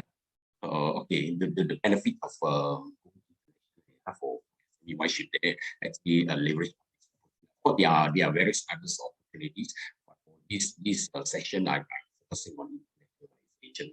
So of course, when SMEs expand, they can expand the business. I mean the market for the products.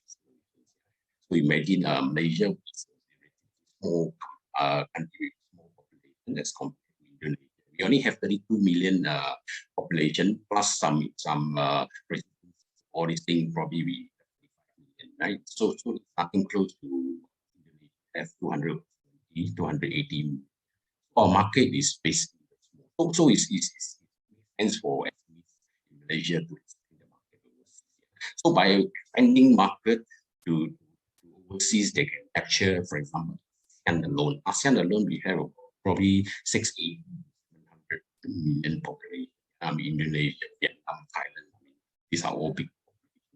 And the lead one is RCEP. RCEP is even more dynamic, right? It's a combination of 17 participating countries, covering 1/3 of the, almost half of the world population is about 3. So it's tremendous when talking about so diversified sourcing. So I think this can address one of the raise the supply chain challenges.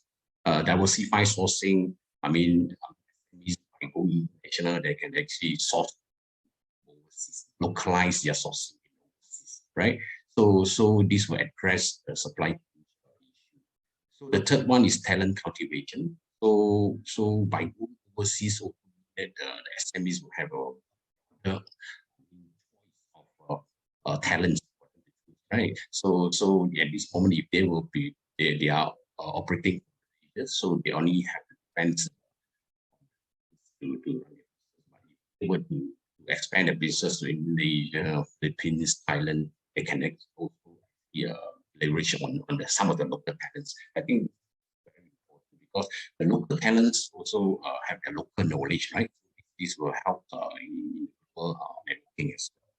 Lastly, the last point that I want to point out is best practices. If you the more diversified these SMEs are expanding the business, so the market they have now in applying different country, right? So they have national talents. So how can they leverage on all these benefits to operating procedures. Next, please.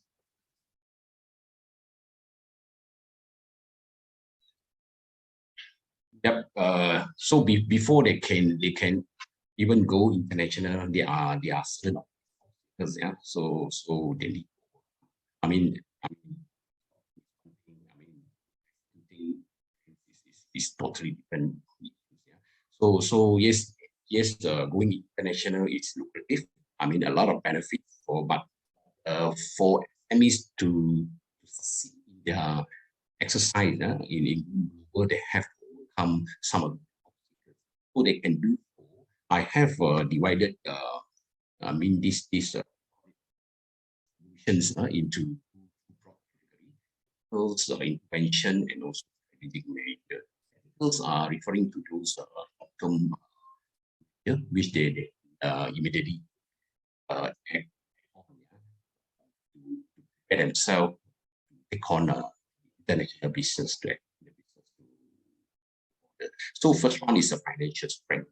So any business. I mean, unfortunately, SMEs are resource constrained. So they, in whatever they have, invest into a property, invest in stocks, all these things. So they have limited cash for them to spend on overseas. So they need to strengthen their how can you do that? Obviously, for the owners to pump in the money, or second thing is to invite investors to put more money into their business. And the third point is probably they can also whatever routes that they're taking to be because when especially so they because if you're in a worse field, then you have problems. So the risk is so high. So what I try to say is for any SMEs to go, they need to have a people. A lot of things they don't foresee when they don't have the pocket, then they cannot survive long. So the second technical intervention, which is important for this is to go with, right? So most of the SMEs are still, very traditionally. So it is advisable for them to invest into one's technology. One's technology is not to say that they have to go for the best technology of the market. That is not necessary, because that would be expensive for that. Yeah. So what is important is for them to buy the what do you call it, technology that is applicable for that new technology can cater them for the next 2 years. Yeah, because digitalization will do it correctly and on you, not just to cost, it will help and also to improve the product that being high-tech. So the third one is about global network, because when you go international, you need to have a strong global network. Even before you wanted SME wanted to go international, they should have international global. Otherwise, I mean, it makes sense for them to go in. A company who wanted to know one in Indonesia, so it makes sense.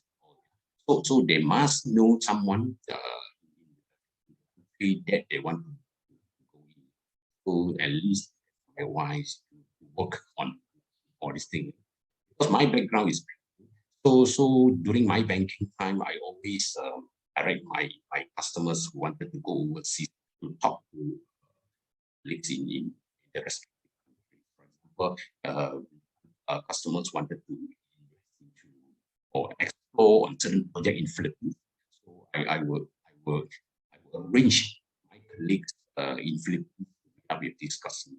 I mean, this is very important for customers to understand the basic information, the background, the culture, the way of doing it in the country.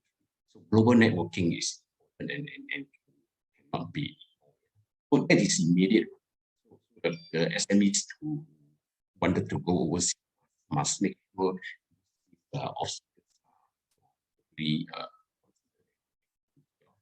in the longer term.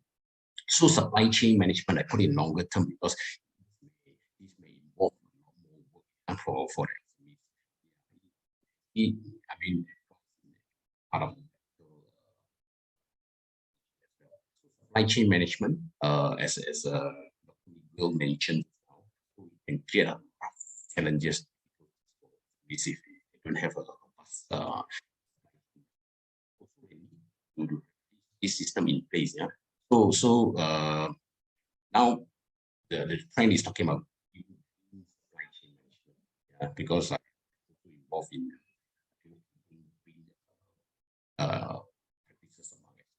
so supply chain management is important, but it takes time for the development. So research and development, of course, this thing will not materialize overnight. That's why I put it under strategic. Why is R&D important for SMEs that wanted to go?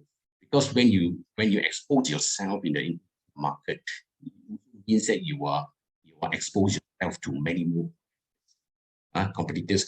So for you, I mean, being a foreign brand, foreign, yeah. So you must have something that the local buyers are even look.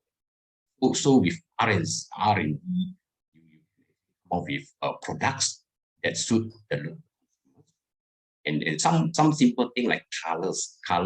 Yeah, I mean in Malaysia maybe be like blue or like red, right? In Indonesia maybe you have different color preference.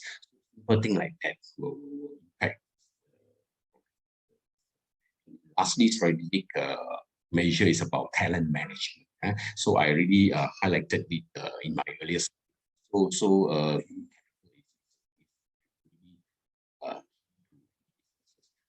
talent management, you need to develop your own. One day these people will be able to take on the roles, help you to expand further in markets. And the last box that I put here, governance. Why is it here?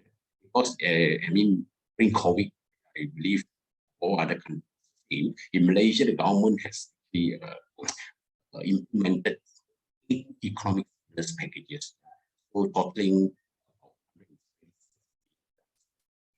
I mean, you're talking about 530 million ringgit. Of course, these are all not hard cash. Some are in the form of financial grant or facilities granted to SMEs. What I try to say is this, I mean, SMEs that want and would leverage government assistance, right, to yes, financial digitalization, all sort of functions. So make full use of the government assistance. I'm sure Indonesia, Philippines have the government assistance to help the SMEs not just to overcome pandemic, but also to reach, I mean, to find the opportunity in the new business. Next.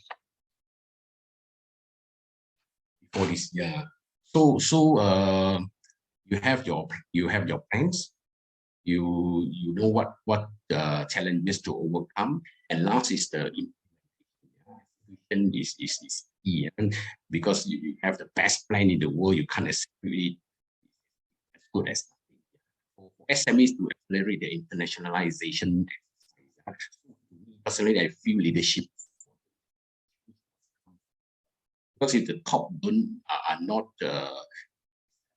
change or are not receptive beyond the borders, leadership is important. Here I highlighted strategy transformational leadership, because this one should, I mean,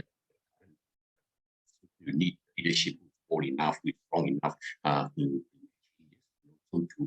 try to motivate and to promote harmony among the to work towards this plan. And the second thing is obviously financial. I mentioned it many times, because if we don't money, don't talk about don't talk about business expansion. So you need a lot of money, right? Either you get it from shareholders, get it from banks, whatever. So you need to have strong financial backups, because anything can happen in foreign country. Because why? Because the SMEs who do not have perfect information about the country. So you need to have a lot of money. So the third one, obviously, people is the most resource to any business. Yeah. So including SMEs. So people, you must make sure they have the skill set to bring the business across. What are the skill set? They must have international knowledge. So they must understand the local culture. What are the requirements to sell to local people? Right? How can you deal with the local suppliers? Right? Because different countries use in different ways.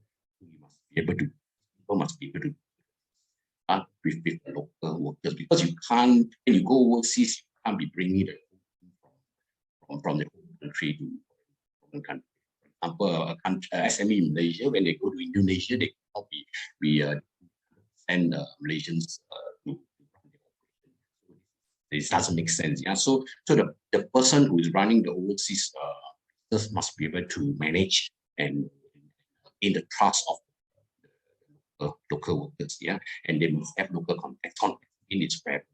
Yeah, because in any way, like it or not, you need connection to get things done fast.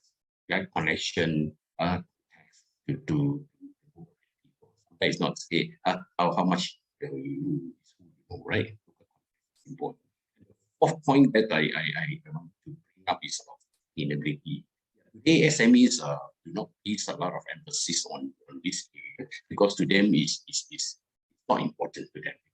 To them, sustainability is only applicable to corporation. Yeah, companies that on the stock exchange, they have to change their mindset, because sustainability, ESG in the will be in the future, right? Because as long as they deal with large corporations, multinationals, and be part of the global value chain, they need to comply with the ESG. Otherwise, the large companies will not buy anything. So these are the 4 areas, right? SMEs need up for to accelerate internationalization. Next. So to summarize my presentation here, I have highlighted 5 yeah. So opportunity for internationalization, real opportunity, because during COVID, as you can see, Malaysia 100,000 SME college. What does it translate? Translation is to less competitors. So with less competitors, then you stand a better. So second point is about venture beyond borders. So the owners of SMEs must be bold enough. They must be ambitious to venture beyond borders, because it's always the first step. Yeah, if the SMEs owner still reluctant and comfortable to go beyond borders, so internationalization will never happen. So change. So also for them to be successful, intervention. In the longer run, they must have to bring the sorry. And lastly is to push the why just one country, 2 countries. So they have to be bold and to go. These are the 5 things away from.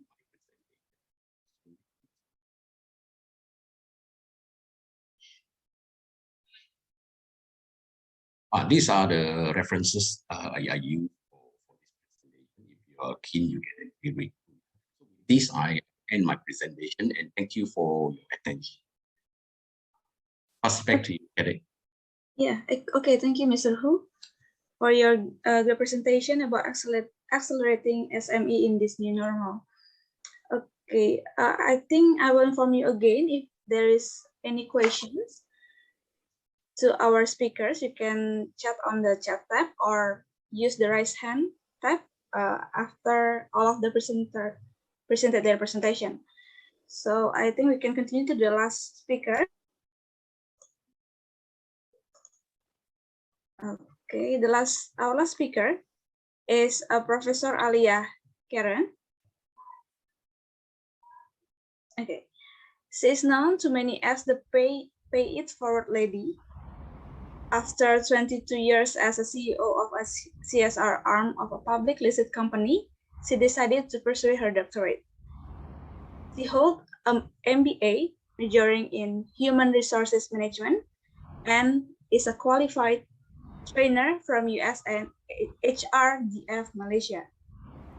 Her forte is in management and operations, while she doubles in branding and publicity, especially for startups, healthcare, and foundations. She currently sits on the board of the private hospital, a social enterprise, a foundation, and consultation business. It's no wonder she is frequently called as a speaker, a judge, a mentor, a trainer, and a consultant. In 2018, she was given the Best Manager of the Year of Europe Business Assembly Oxford. In 2019, she was awarded the Women's Icon Malaysia, Inspiring Woman of Malaysia, and in 2020, she was named the Global Goodwill Ambassador for Malaysia and the Malaysia's Women Leaders of CMO Asia and World Women Leadership Congress. And in December 2020, she was awarded the Malaysian Women's Leader by CMO Global Asia. She has just been appointed as a Adjunct Professor for UNITAR International in January 2022. Professor Alia, the time is yours. Thank you, Kadik. Thank you to AIBPM, and of course, thank you to my friend Dr. Daisy for this invite. I'm indeed very, very honored and privileged actually to be part of a very esteemed group of people. Before I share my slides, I would just like to say it has been wonderful listening to everybody, and I'm sure everyone has picked up some golden nuggets, as we call it often these days with everybody going online. So I am aware that, let me share my slide screen for you. Sorry.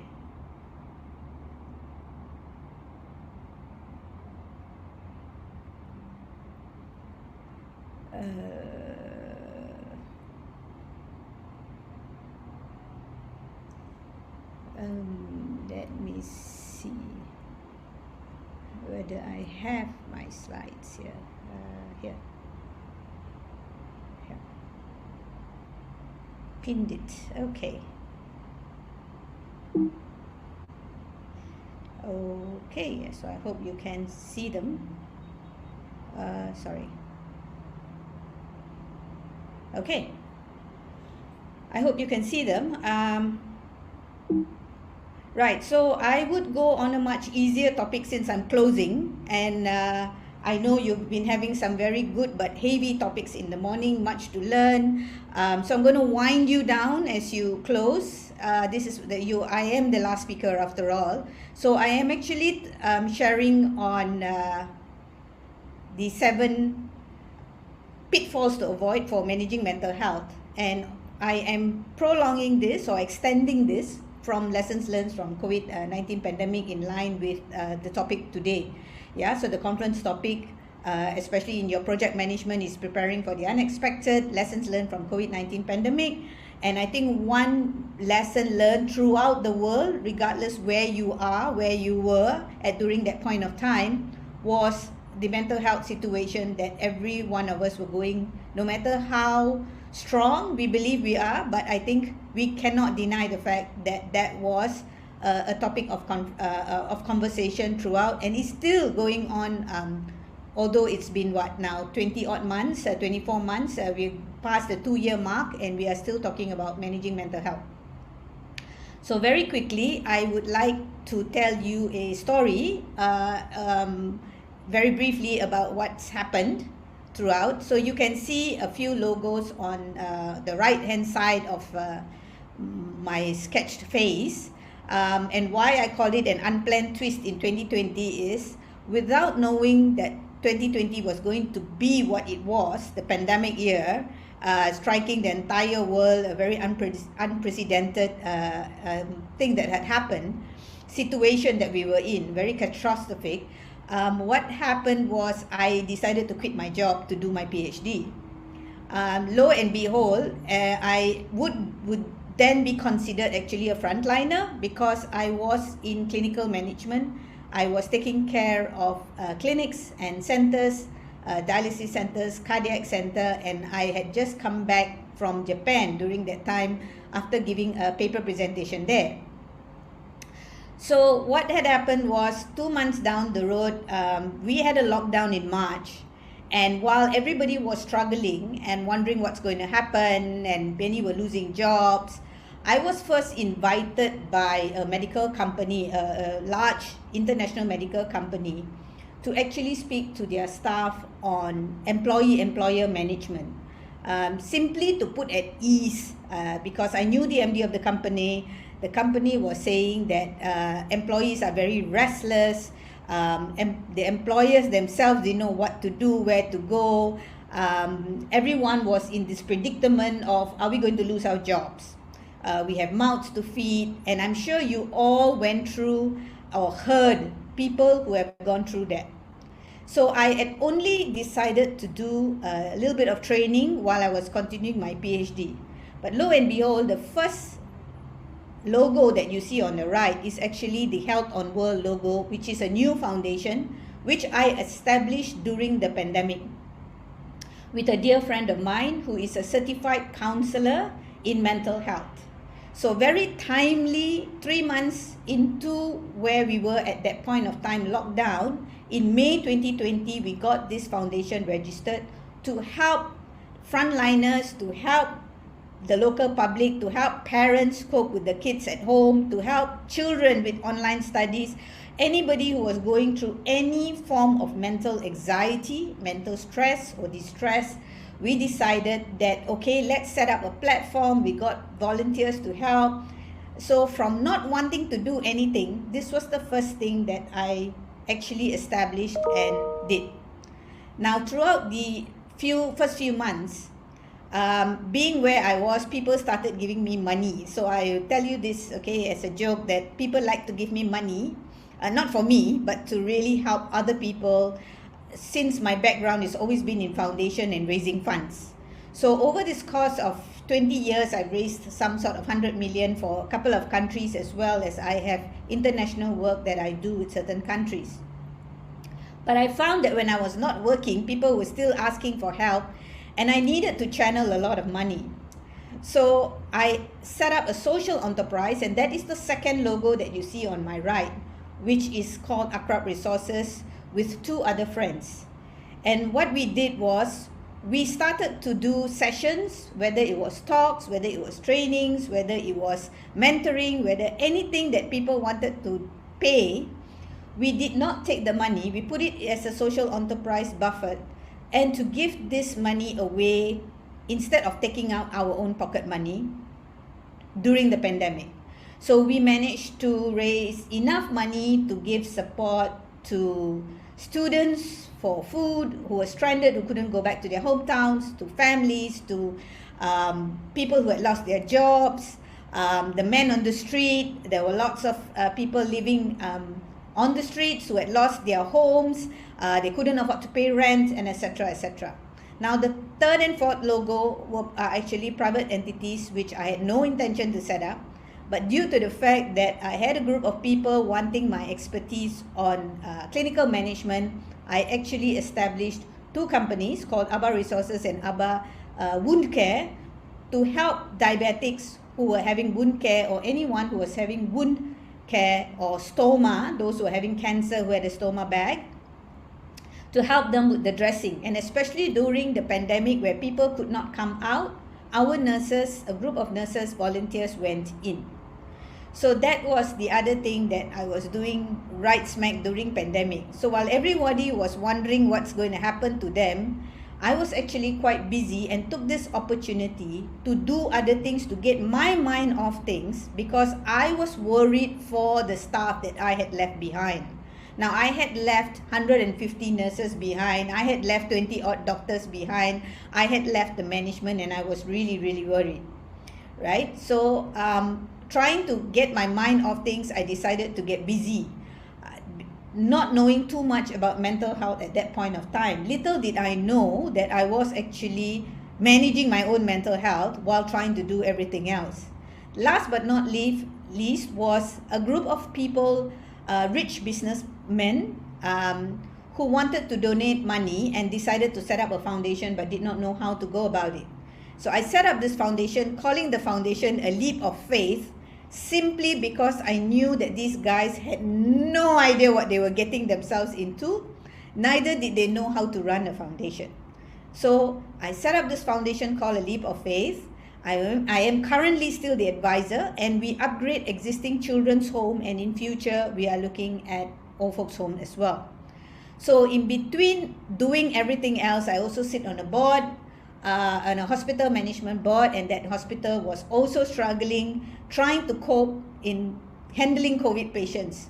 So you can sense that I will tell you honestly, at that point of time, my mental strength and my mental health was really playing puzzles and jigsaw puzzles, and it was like a seesaw. One day I'm up, one day I'm down. So naturally, I take this opportunity to share with you based on, from a management point of view of handling your mental health. And I am very sure that once upon a time, this was a taboo subject. This was a taboo topic, right? So nobody wanted to talk about mental health because people actually felt when you talk about mental health, there's something wrong with you, that you probably are going crazy, right? You're probably out of your mind. You're probably wanting to commit suicide. And everything that was negative was related to mental health. And I do not blame them. So a little bit of statistics here. I do have the referencing right at the bottom, so you will forgive my numbers here, right? Because it's easy for you to track later when you get the slides. Okay, so we all know about the COVID pandemic and the break, and we do not want to go into that, but to take note that as at March 11th, WHO declared it as a pandemic, and in Malaysia, we had 18th of March, exactly 1 week as a lockdown.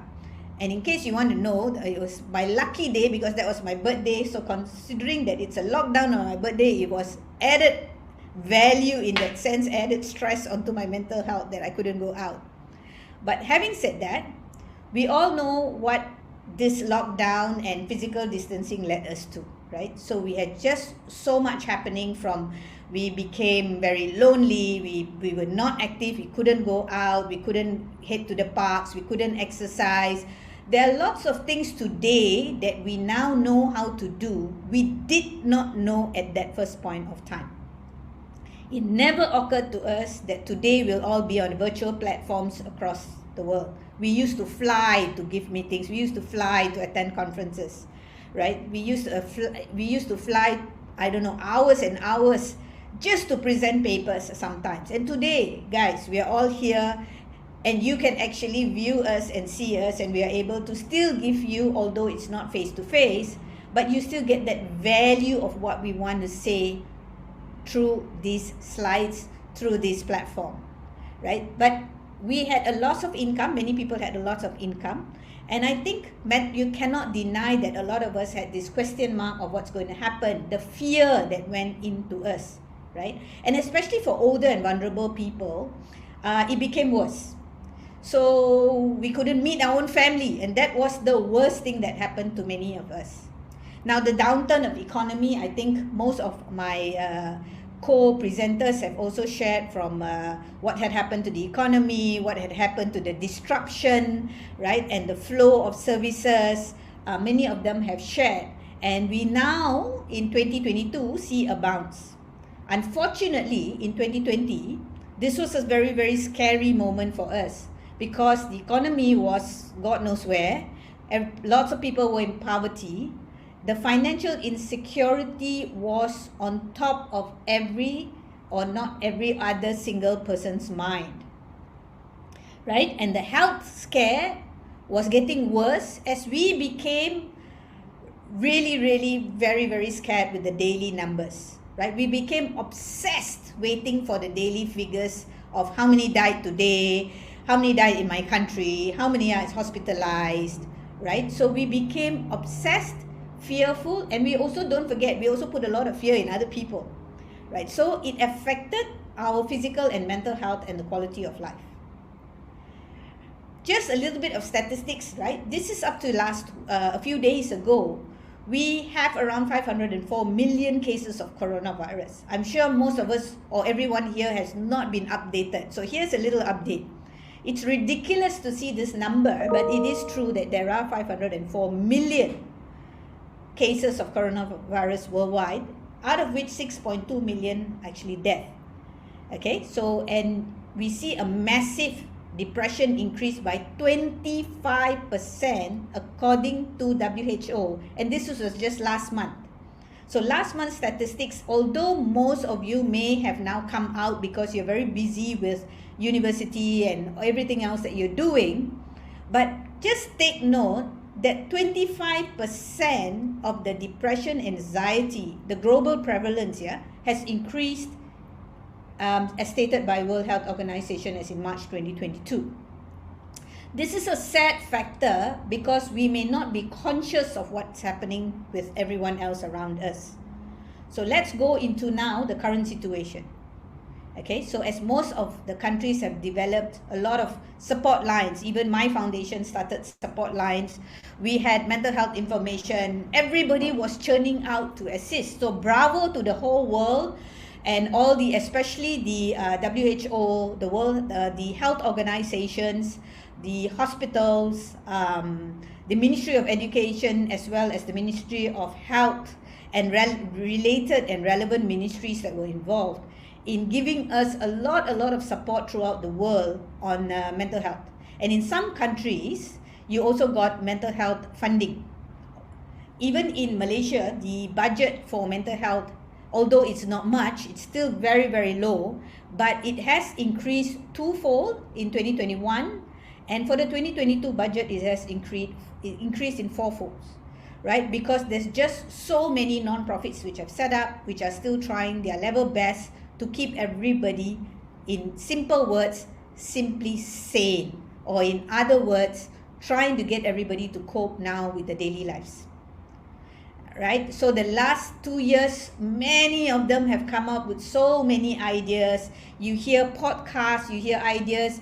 I myself have been giving so many talks and seminars on engaging with mental health, bringing my co-colleagues in from psychiatrists to psychologists to counselors to share on platforms, on international platforms, on how to cope. So we saw what happened before. As much as we do not want to talk about it, we must realize and understand how far we have come. So don't shut out by saying that was history, because there were lots and lots of lessons to learn throughout that 2 years and that history. We move now into the endemic stage in some countries, and in some countries they're even not even going to the endemic, but rather going into recovery mode. So again, what was once a taboo subject is now open regular discussion, and that's what I encourage people to have. Open topics, open related topics on mental health care, to have honest conversations without judging or being judged. So mental health today, we don't talk just about what's happening in that brain of ours. We're also talking about our emotional, our psychological, and our social well-being. Now, we are social butterflies. We love people. We love going out for coffees. We love going shopping. We love visiting people. We go for holidays. We must see people. We cannot deny the fact that we are social butterflies, right? And what happened was we were all confined to a space. And for those who are living in little, like in Hong Kong, in Jakarta, in Indonesia, wherever you are, in Philippines, a lot of us lived in little, what we call little boxes, okay? Pigeonholes, if they call it in Singapore, because most people live in high-rise condominiums. So imagine then it's worse that you don't even see a garden sometimes. You don't even get to see the outside, but you just get to see an empty atmosphere outside depending on where you're facing, right? So it is affected, and it's still affecting today how we think, we feel, and we act. So it also tells us how we handle our stress, how we relate to others, and make healthy choices as we move on. So in today's mental health, it's no longer, this is bad, this is what I went through. We need to move on and talk about how we practice mental health today.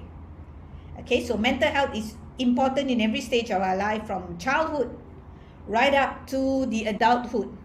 So every single person is important. We can't say mental health for housewives.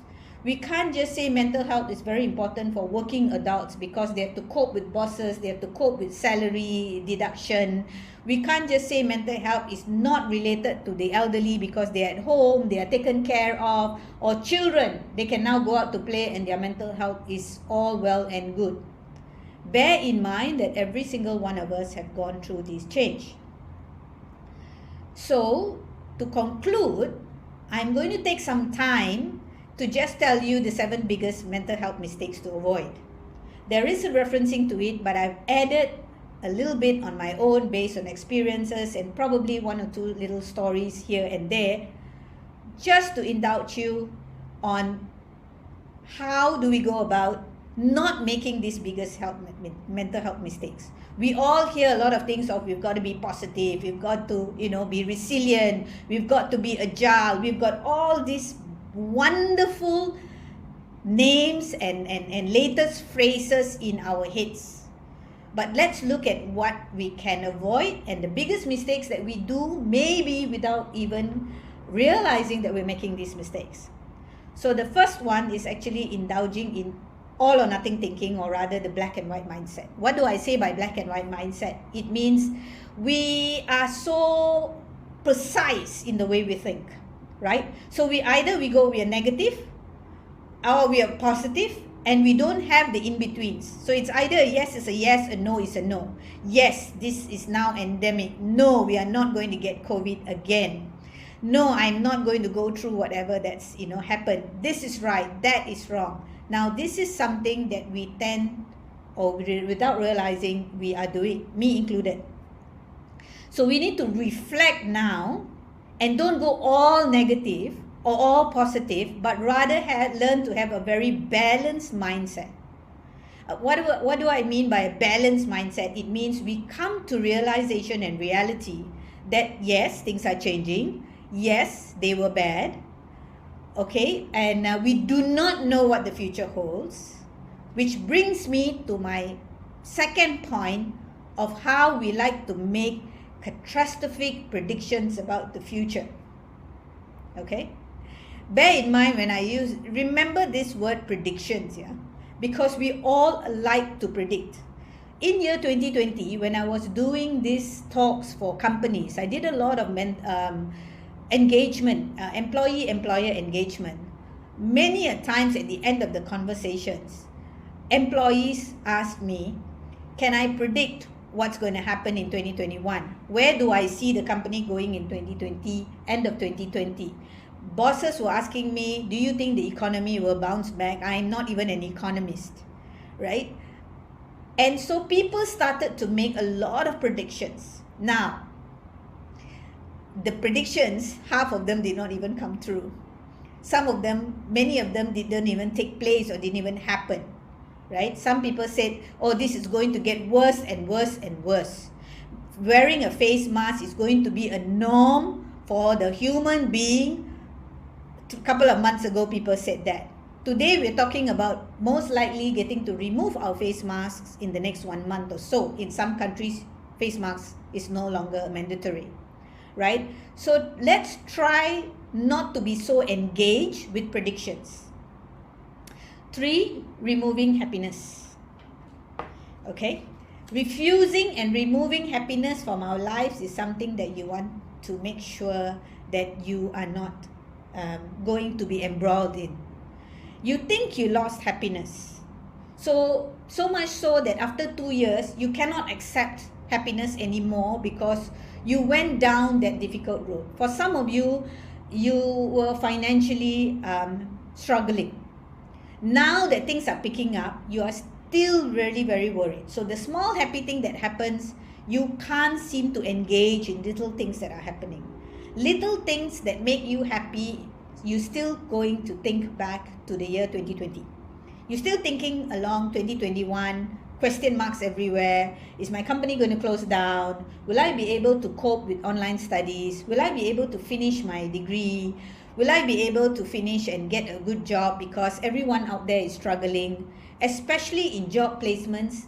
Every country is going through this where some people are being headhunted because we're looking at overall multitaskers, people who can bring the company to next level. So there is a big jump. But obviously, you've also heard of the word, the Great Resignation, where many people just give up, right? And people are no longer looking into the dollars and cents, but people are looking into their own satisfaction.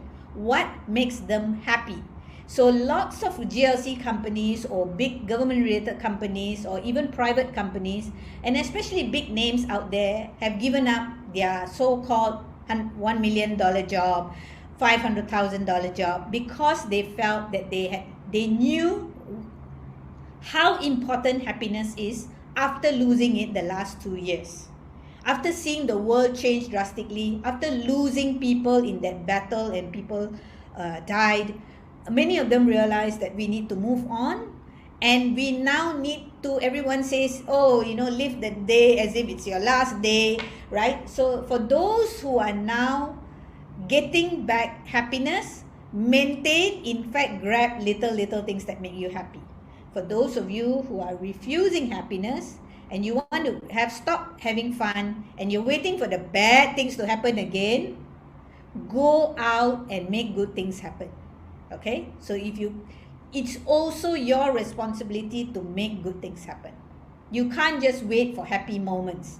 So start creating good things and start making little happy moments and getting others involved in those happy moments. Happy moments brings you away from what had happened. I'm not saying forget what had happened, because like I said, they are life lessons. But it's about time we stepped into this world of happiness that's now slowly opening back to all of us, whether it's from the economy point of view, whether it's from the education point of view, whether it's from a work point of view. Travel have opened. Yes, we need to be cautious, but don't forget to be happy. 4, biggest mistake that we make, sugarcoating everything. We love to sugarcoat everything. Okay, so what we do is we are in denial. We suppress our feelings. All right, and we don't want to think positively. So for the sake of it, we keep saying, things that we repeat what people say. You go for a seminar and people are all rah rah, everybody is saying be positive, everyone is saying, you know, oh, it's your mental health, so be positive. If you think positive, you can do it. So we sugarcoat everything without applying it to where we are and who we are and what we are currently doing. So we are in the denial mode of re-agitating whatever anyone says. So don't sugarcoat everything. Be realistic. Do not suppress your feelings. If it's something that is negative or that bad, say it and it's all right. There's nothing wrong with saying, I'm a little bit worried. I don't think that I'm very, very secure. I may need to look for some other options. There is nothing wrong with saying that. So immerse and believe in whatever situation that you are in. But above all, I'm not going to say be positive. I'm going to say be realistic. Okay? So don't be too overly positive. That's called toxic positivity today. So be realistic and you'll be fine. We love to do this in our 5 and 6. We love to judge others for their choices and we love to judge ourselves. Right?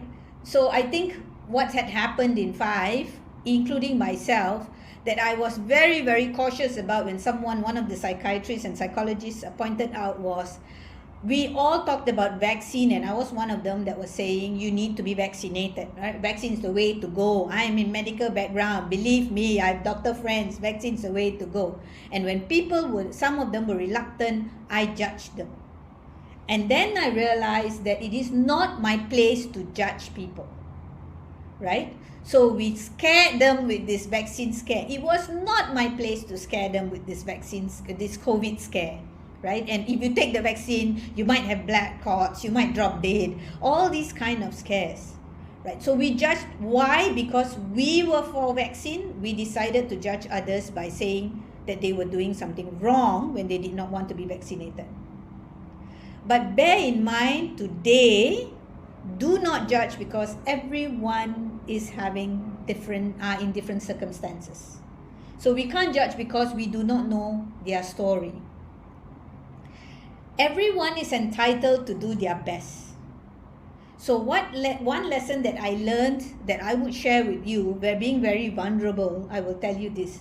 Put energy into your own goals, right? And create boundaries and limits. So if I can tell you something, I will say, put the energy in your own goals. Instead of wasting your time judging other people, look at what you want to do and go do that. If you want to be happy, I need to get a better job, I need to earn more money, I need to finish my degree, I would like to do something, I want to go on a holiday, I want to spend more time with my family. Do that instead of wondering what everybody else is doing, right? And create boundaries where you know when and where to stop. So you feel you're a little bit being judgmental, stop. Put a boundary to tell yourself, no, it's not my place. They are entitled to their opinion as well as I'm entitled to mine. So if I don't want someone criticizing my opinion, why would I want to criticize others? And the 6th thing that we do, which is our biggest mistake for our mental health, is we judge ourselves. So we are very famous for doing that because we always said we are our biggest critique. Now, criticizing yourself and judging yourself is different. When you criticize yourself, you may want to become better. So you criticize your own self and you are able to help yourself be better. But when you judge yourself, it is like giving yourself the death sentence sometimes. So be careful because you are entitled to have feelings. It's okay to have feelings. They are not harmful. Now I'm going to repeat something that I hope would be something that you repeat to friends. Having the feelings are okay. They are not harmful. But your judgment towards those feelings are harmful. Okay? So having the feelings are not harmful, but your judgment towards those feelings, how you judge those feelings, and give that judgment to yourself to say, I am not up to it, I failed, right? And you judge yourself and you give yourself, now that is harmful. But it's okay to say, look, I think I was not too good on those days. I could have done better. Those are okay. You feeling sorry, you feeling sad, you feeling lonely, you feeling today is not a good day. 2 weeks ago, I went to do many blood tests because I was having some medical issues and I was really worried, right? And I had to keep tell myself, look, results are not out. Do not indulge to think that the worst case scenario. I had to tell myself, despite the fact that almost every week I'm on platforms worldwide speaking on mental health. So I can't judge myself either to say I should have done that. That which was what I did was it was so late. I should just acknowledge and say I should have taken this step to be bold and get myself tested much earlier and leave it at that, right? But we make this mistake where we judge and then we bring ourselves down. And the last but not least, the biggest mistake that we do and which attacks our mental health, and we need to avoid this, is that we are not being proactive about our own mental health. All right, so some factors we cannot control. So when we look at people and we say some people are mentally resilient, some people are strong, some people are not so strong, bear in mind everybody is different, and also because of your genetics, also because of your DNA, also because of your upbringing, also because of your family support. So not everybody's mental health is on the same par as yours. So depending on the circumstances, the family background, there are lots of other things to consider why we are all at a different range and a different state with our mental health. And one of the biggest things that we do is we do not take care of our mental health because we think we are okay. Because we are so busy with our lives, we forget what to do about our mental health. We forget to check in with ourselves. So learn to check in with yourselves and control what only you can control. Only control what you can control. And don't fret over what you cannot control. We cannot control over 2023. We do not know what's going to happen. We cannot control over the economy that's going to probably spruce up or spiral down. We don't know. So don't worry too much about it. Having sleepless nights if COVID is going to come back. Having sleepless nights that there's a new strain now. Delta strain is going to come and kill all of us. You do not know. So these are the things that is going to affect your mental health. Or preparing for worse when it's not even the worst yet. So take time to build your mental health and make mental health today your priority. Right? One of the things that I learned to do in the last 2 years, which has helped me, bear in mind I've never believed in it, but the last 2 years I've started to write in a gratitude journal. Sometimes I only write one sentence, sometimes I write half a paragraph, sometimes I write 3 sentences. There were days that I only wrote 1 word.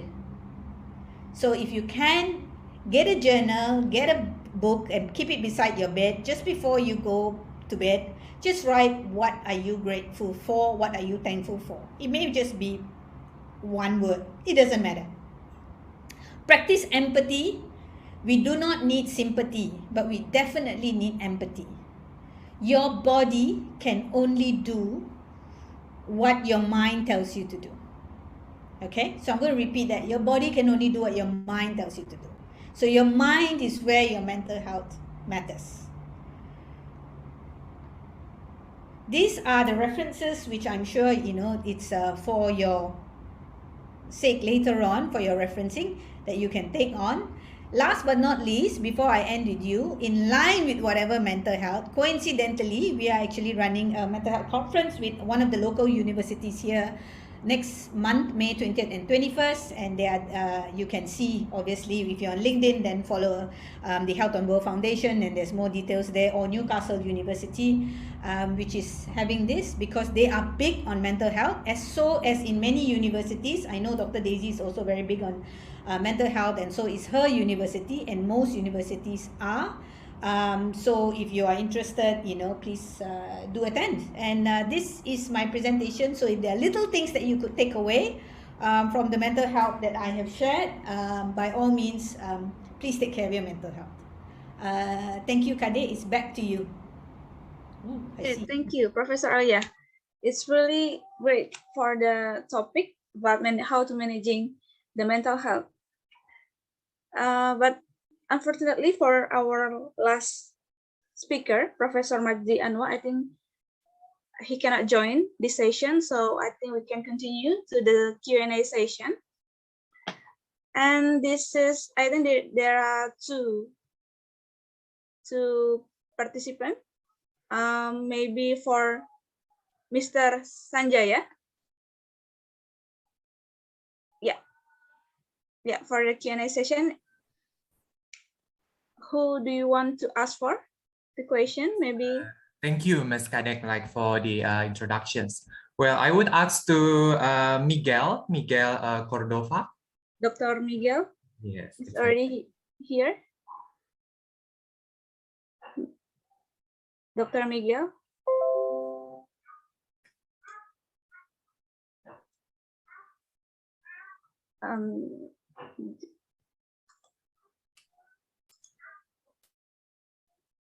Okay.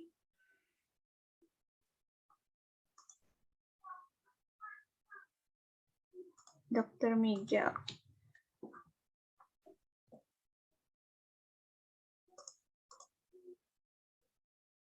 The committee, maybe make sure for the Dr. Miguel is already here.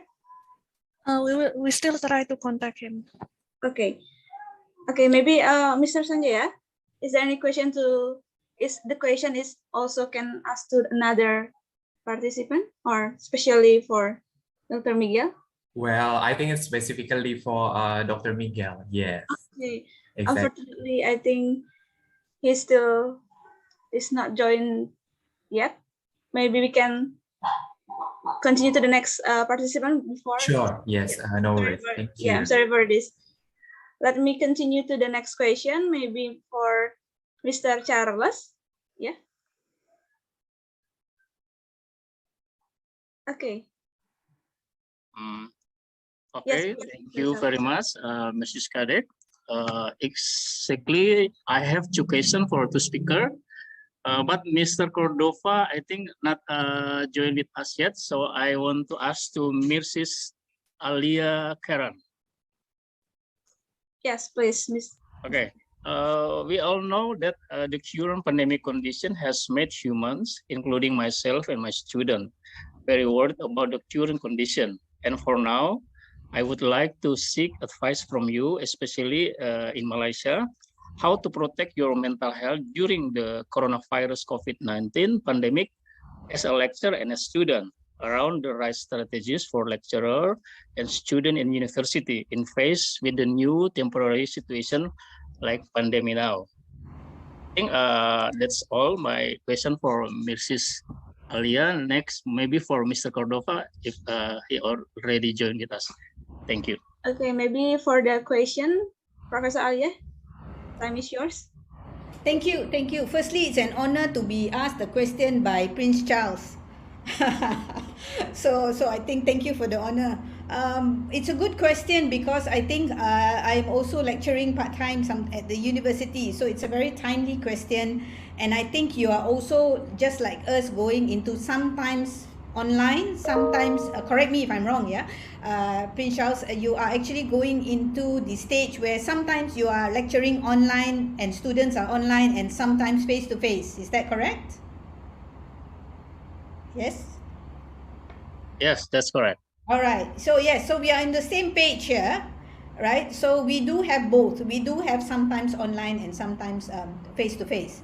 Now, I think what had happened initially, we have now gone smarter.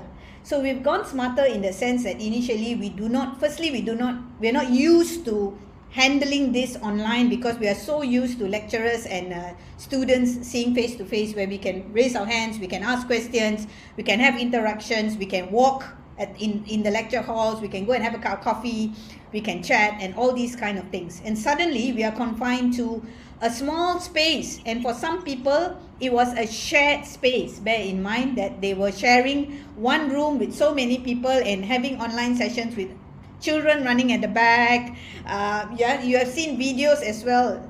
But I think one of the things that I tell lecturers as well as students is to firstly create a list of whether it's boundaries or the things that you need to inform when you come online. For example, in the event that you are in a house where either lecturer or students where your space is confined today and you live with other people in the house, then you must have a boundary where they know that this is my space where I'm going to do my online. Whether it's a kitchen table, whether it's a room in the house, what time to what time, have a schedule on the door or something that says, this is my quiet time, I need to have 2 o'clock to 4 o'clock because I'm having lectures, so please give me my space. I think many people do not tell that, and they just start their lectures without realizing that people need to know when and where your time is. So that's one. Two is, I think, in terms of that you have lectures now online, lecturers should give you some sort of flexibility where lectures are kept shorter, maybe broken into certain segments. Because there's no way any of us, even if I'm a student, I can sit for 2 hours or 1.5 hours listening. So some of the things that I put in is to have activities, whether it's a brain gym activity where they have to move, they have to do coordination, or even if they move their chairs away and they stand up, that actually helps some sort of stimulation because there's some sort of movement. They can have quick games with each other where students are supposed to guess, right? And there was one which was actually quite funny because they're actually trying to guess whether what was the person wearing at the bottom, because we all can't see, we only can see the top. So for all you know, I'm actually wearing shorts or lungi or sarong or whatever you want to call it at the bottom, right? And we all don't take care of what we wear. So that was quite interesting to see, and there was a lot of laughter because people needed to stand up to see whether somebody else got them correct. So I think we need to learn to be creative, to inject different things during our lectures as lecturers. As for students, I think you have to learn to have safe space, boundaries, and mentally be prepared to say, look, I think for 20 minutes I'm going to concentrate, I'm going to jot down notes, I'm going to bring, instead of the normal books, colorful papers, okay, these are colored papers, marker pens, other things that will keep your mind at ease to be able to absorb the lecture. But lectures today have to change. The way we learn today have to change. We cannot sit like this for 2 hours, no way. So whether you're a lecturer or you're a student, you need to be creative in changing the environment. You can't change the situation, but you can change the environment towards the situation of making things livelier, changing the way you deliver. Are they going to be given their notes to read? So when they come, there's breakout sessions. We have Zoom rooms nowadays. We have Microsoft Teams where you can go into rooms, right? And we have lots of things that we can do as a small group project coming back into the main hall.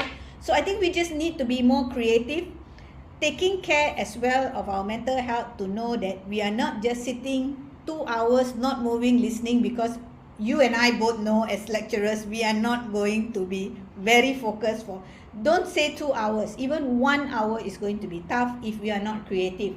So learn to be creative, and that's the thing that I learned throughout these past few months, and it has been getting better. So each time I lecture and we do some brain activities, we have some music injected sometimes, especially at the breakout rooms, so that people's head, you will see before they start, you put them in the right mood before they start.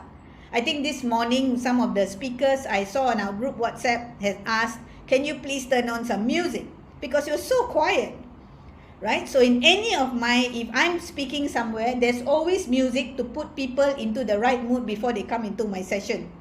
So it can be any sort of music, because otherwise everybody's so quiet, everything, then suddenly you say good morning, everybody's like, oh, here it goes, it starts.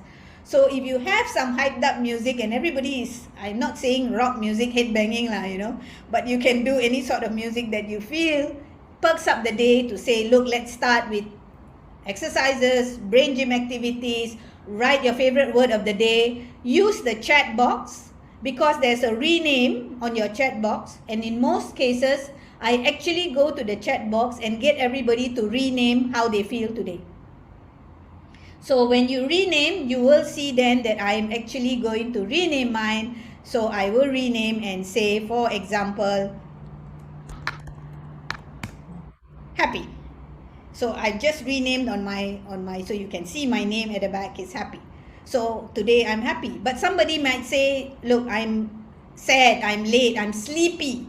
So you can just start your lecture by asking, why are you sleepy, why are you sad, and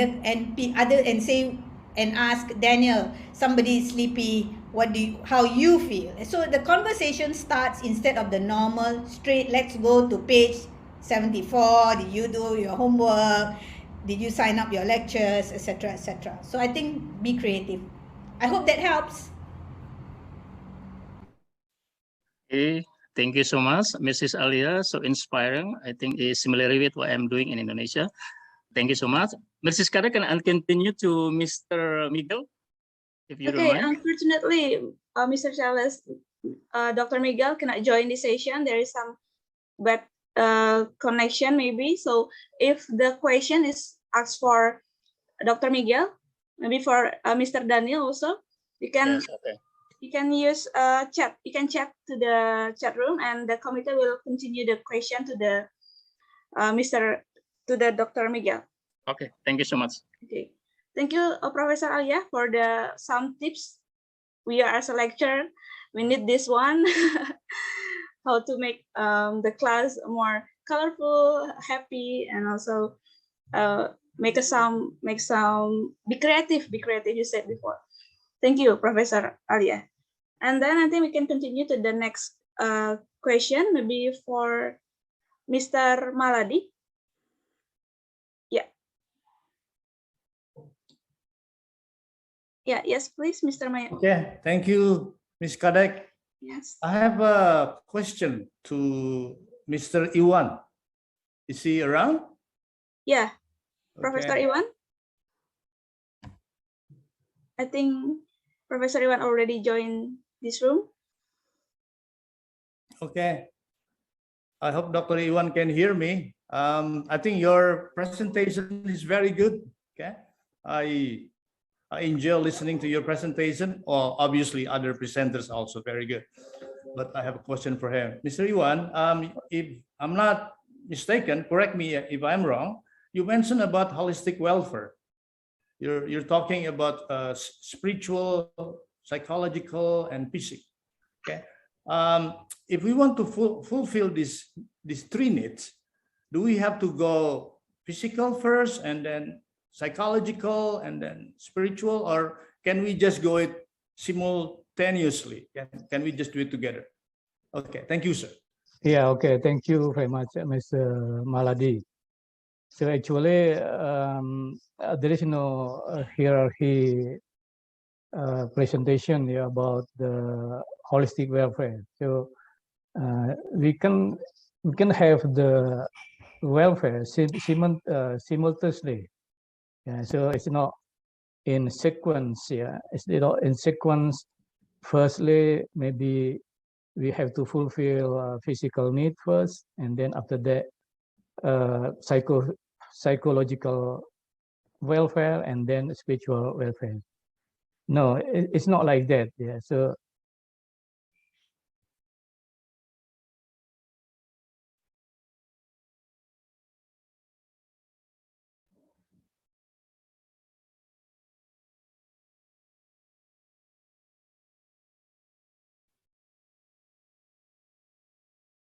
we are losing his voice. I cannot. Okay, I think there's some bad connection, internet connection from Professor Iwan. Okay, yeah, I but forgot. that's Yeah. okay. He Yes, already please. answered my questions. Yes, please, Prof. Iwan.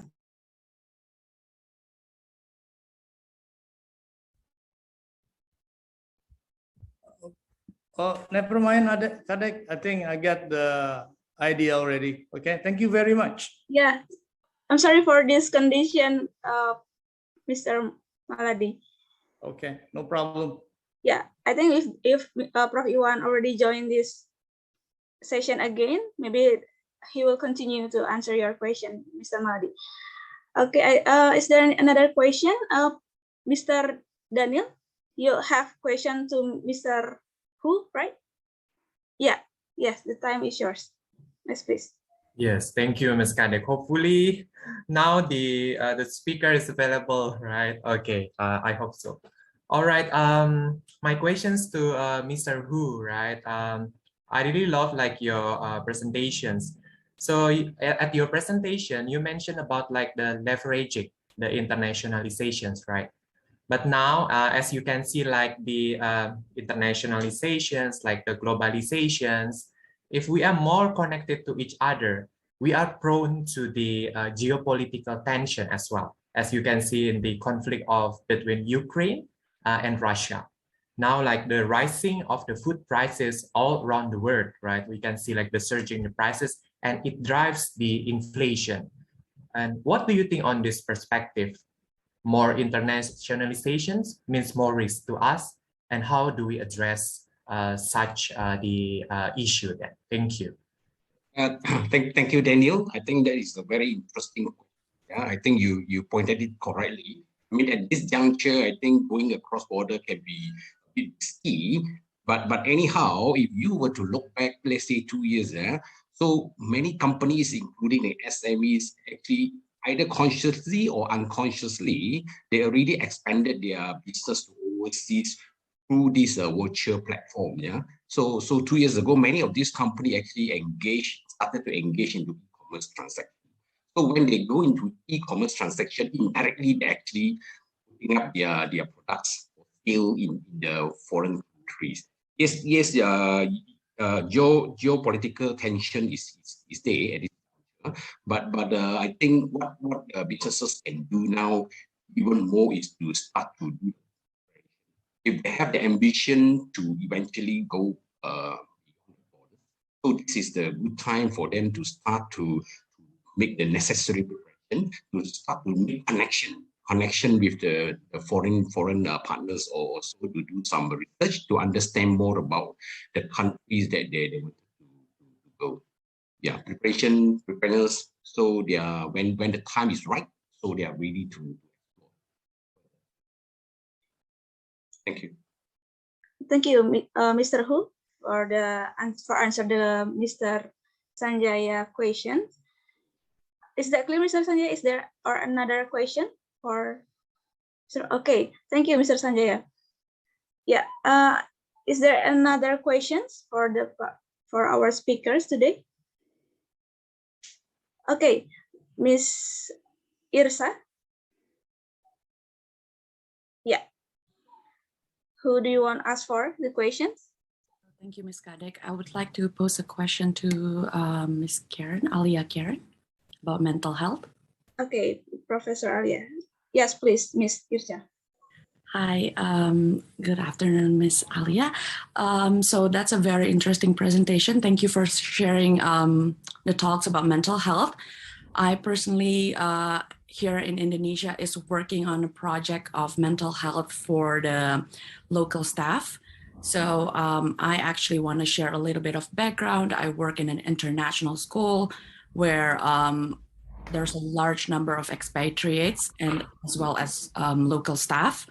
But there's a huge gap between like wellness that we are supported with. As you mentioned earlier, there are some funds, like there are some countries that gives like funds for mental health and wellness. So that's actually the first thing.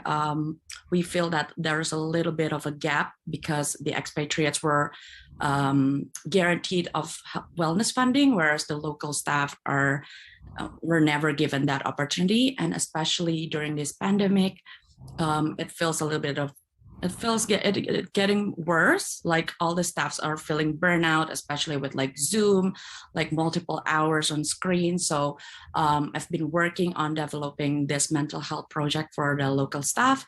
However, it is not like there's a 50% gaps, because first, the leadership are not seeing this as benefits to the company. if we were going to provide a funding. And the other 50% is also the local staff, because in Indonesia, it's still a little bit hard to find like psychologists, therapists about this. And we're very closeted to talk about this. So I would like to seek for your advice on how to manage this. First is to how to present this topic to leaders or like companies, so they could like understand better, as well as letting the local staff know, or like give them awareness that it is totally okay to talk about this to avoid feeling burned out at company. Thank you. Thank you, Icha, for this question. It's actually a very timely and wonderful question as we move from going into, and a lot of people don't realize that we still need a lot of assistance and a lot of support where mental health is concerned, because we are not totally over. We're just still trying to fight a battle that we may not even know or see how big the battle is, because we are still at a question mark stage, having come out from a very fearful stage of what had happened. So a few things that I can advise you or suggest to you that you do is, I do understand Indonesia, I do understand the funding part of it. Now, you talked about, your question was about two things mainly that, correct me if I'm wrong. One is on the wellness point of view, from a company point of view, from the company as well as private companies, as well as your existing colleagues or staff in the international school. Am I right? So for the first one, I think one of the things that, and to get people to talk about this openly, one way that I realized that people needed to talk about this in 2020, because everyone said, if I go into this space of setting up a foundation and say, come talk to us, people are not going to talk. And we know that, because people will say, you are going to judge me the minute I come to you, you are going to say that I have some mental health problems. Right? So we wanted to avoid that. So what we did was, we said, bring a problem that somebody has. So it doesn't matter whose problem it is. So that way, it may not be my problem. It may not be, for example, Ama's problem or anybody's problem. It could be your own problem, but without you saying it's your problem, you say, I have heard or my friend mentioned, but actually it's you. So that way there's no judgment, and that's basically a trick to get people to come in. Because we are always okay to talk about other people's problem, but we are not okay to talk about our own problem, and that's reality, right? So we like to talk about other people's problem, but we don't talk about our problem. And we are very good in solving other people's problem, but we're not good in solving our own problem as well, right? So we need to see that. So I think one thing that you could do is to say, look, bring in any sort of issues or problems, and let's discuss the answers to these problems or issues, or maybe find some solutions to the problems that were brought in, without saying it's A's problem or B's issue or C's issue. So it could be just a general problem, like there are many people going through difficult mornings of trying to get to work, and in the first place wanting to get out of bed to come to work is already a big issue. So let everybody do some suggestions. One thing that has worked for me with my group of people, group of friends, is, which I hope every one of you who are having organizations will consider, is to actually get mentors and volunteers or coaches in to help. Because volunteers are not paid. There are many people who would want to volunteer to give short sessions, you know, a punching bag for some people to bring out whatever that they are having, right? So go to the right people. Don't go to the wrong person who will gossip about your problem after this. But find volunteers who are tight-lipped, who can actually be good listeners. I tell this to people, identify good listeners and go to them. You need at least one or two good friends or good listeners who's just going to listen, because sometimes people just want good listeners. So have mentors or have coaches or volunteers to give, because I think you can invite, Ircha, the world has got a lot of kind people. All you need to do is reach out to certain people, and they are more than happy to have a session with your staff. You never ask, you never know, right? So if you reach out, for example, and say, look, you know, the staff are going through this, or they are stuck with this, or there's something, and can you spend an hour and let's have an open discussion. Sometimes they are more prone to talk to outsiders than their own friends or own colleagues. I think that's the other thing that goes without saying. So for example, I will volunteer to say, in the event your international school says that they want to talk, they want to have an open conversation, or how do they kickstart this conversation on mental health? Hey, by all means, drop me an email. I'm more than happy to come in and have one session for you for free. And everybody else, please don't take note, okay? Otherwise, everybody is texting me. This is solely today for you, okay? So that's generally what. Wow, can I have your phone number? Prince Charles, are you single? You asking for my phone number in the chat box? Okay, we won't go to that, okay? I'm sure that on a more serious note, I'm sure the organizing committee will give this to you. Okay, Icha, so I think that's one thing that you can do. If you do not have funding, the other thing is to find corporate companies. I know the MD of Roche, ROCHE in Indonesia.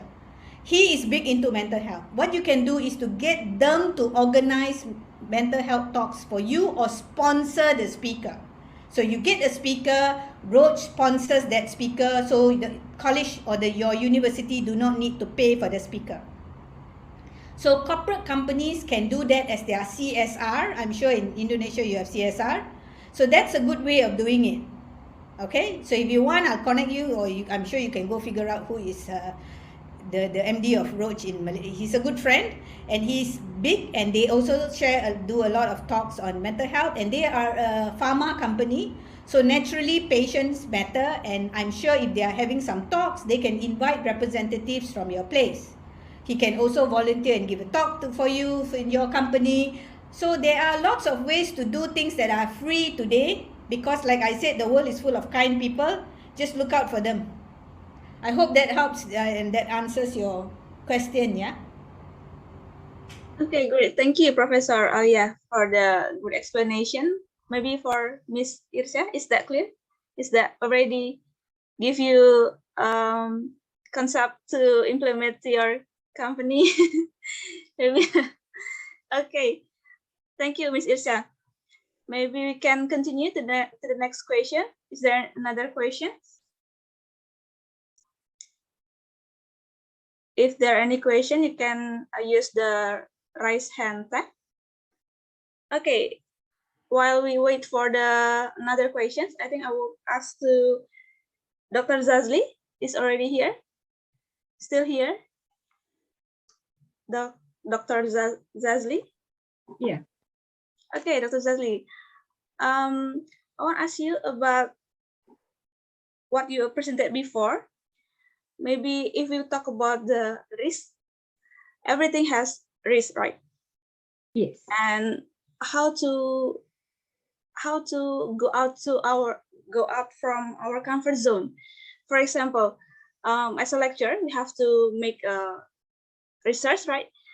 And in that condition, maybe we can try to the new topics or another topics, but which one the best way? Which one the best way to go out from our comfort zone, the comfort topics, or try the new one for the research maybe, or for another topic?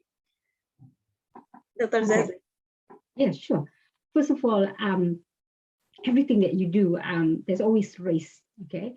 And I also like Dr. Alia talk about you can only control something that you can control, okay?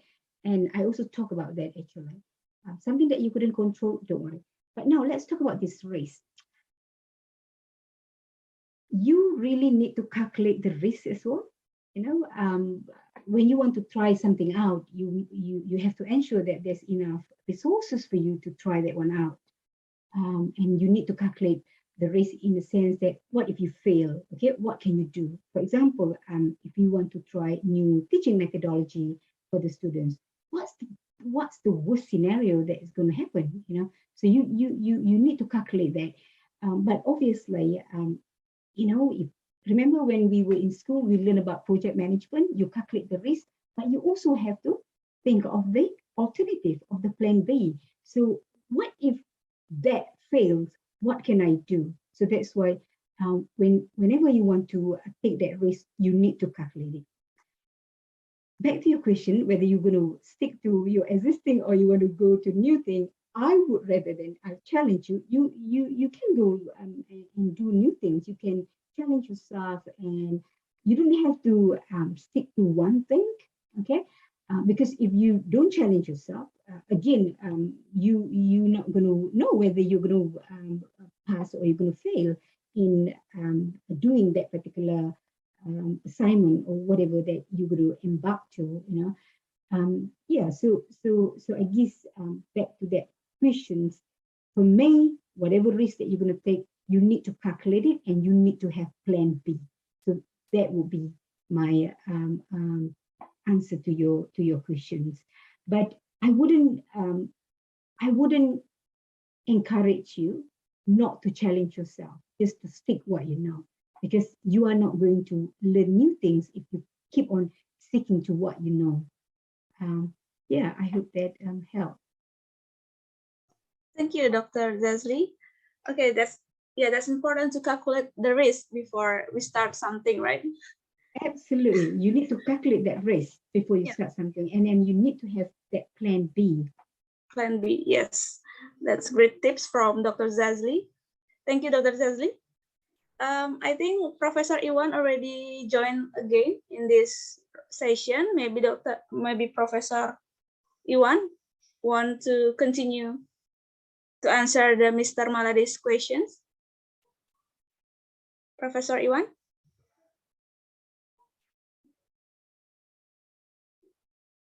Professor Iwan?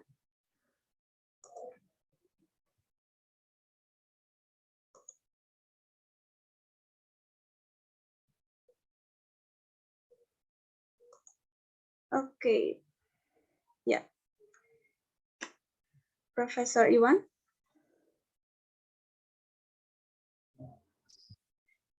Okay, I think still there is internet connection. Oh. Okay. Hello, I think Professor Iwan is available again. So let's try to continue. Okay. Okay. I think this is the last question for Prof. Iwan. Okay. Sorry, I have a network problem. Okay. Yeah. Is it okay, Prof. Iwan, you to continue to answer the Mr. Maladi's questions? That's all I think. It is the answer is very simple. Yeah. All welfare should be fulfilled. Yeah. Simultaneously. Thank you very much. Thank you. Okay, thank you, Professor Iwan, for the answer. Okay, I think this is the last questions for the Q&A session, and we will continue to the next session. Okay, very well, ladies and gentlemen. These were our 5 keynote speakers with interesting presentation. Right after this, we will move to the parallel of the presentation session. All the presenters can go to a certain Zoom room based on the presentation schedule that you got before. So you can join the room by clicking the join, and you will be automatically joining our presentation room. And after the presentation is finished, our presenter can come back to the main Zoom room for the closing remark. Thank you. Thank you for all speakers. Thank you.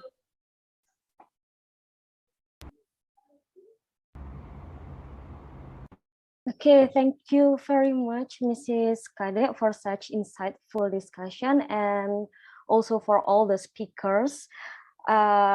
It has been really great discussions. Well, ladies and gentlemen, I'm sure that we've been having a great day since the seminar and discussions were definitely resourceful and well constructed. In a moment, we'll run on the next agenda of the parallel sessions as previously mentioned by the moderator. I will hand on the session to the committee. However, before that, let me round off the main sessions. Once again, I'd like to remind all presenters to rename their Zoom based on their presentation room. If you're scheduled in room number 5, kindly rename your Zoom to R5 and then followed by your full name. And kindly submit your full paper to the link provided in the chat box. And of course, do not miss to record your attendance to acquire the participation certificate. Well, ladies and gentlemen, we've finally come to the end of the 2022 Malang ICPM. It's such a joyful moment to engage in this kind of event, interact with various people with different point of view, but of course with the same excitement. Hopefully you get all necessary fruitful and engaging breakthrough knowledge on the preparing for the unexpected, lesson learned from COVID-19 pandemic.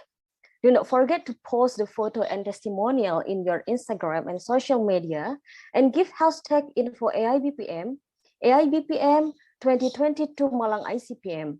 And the best post will win free ticket to our next conference.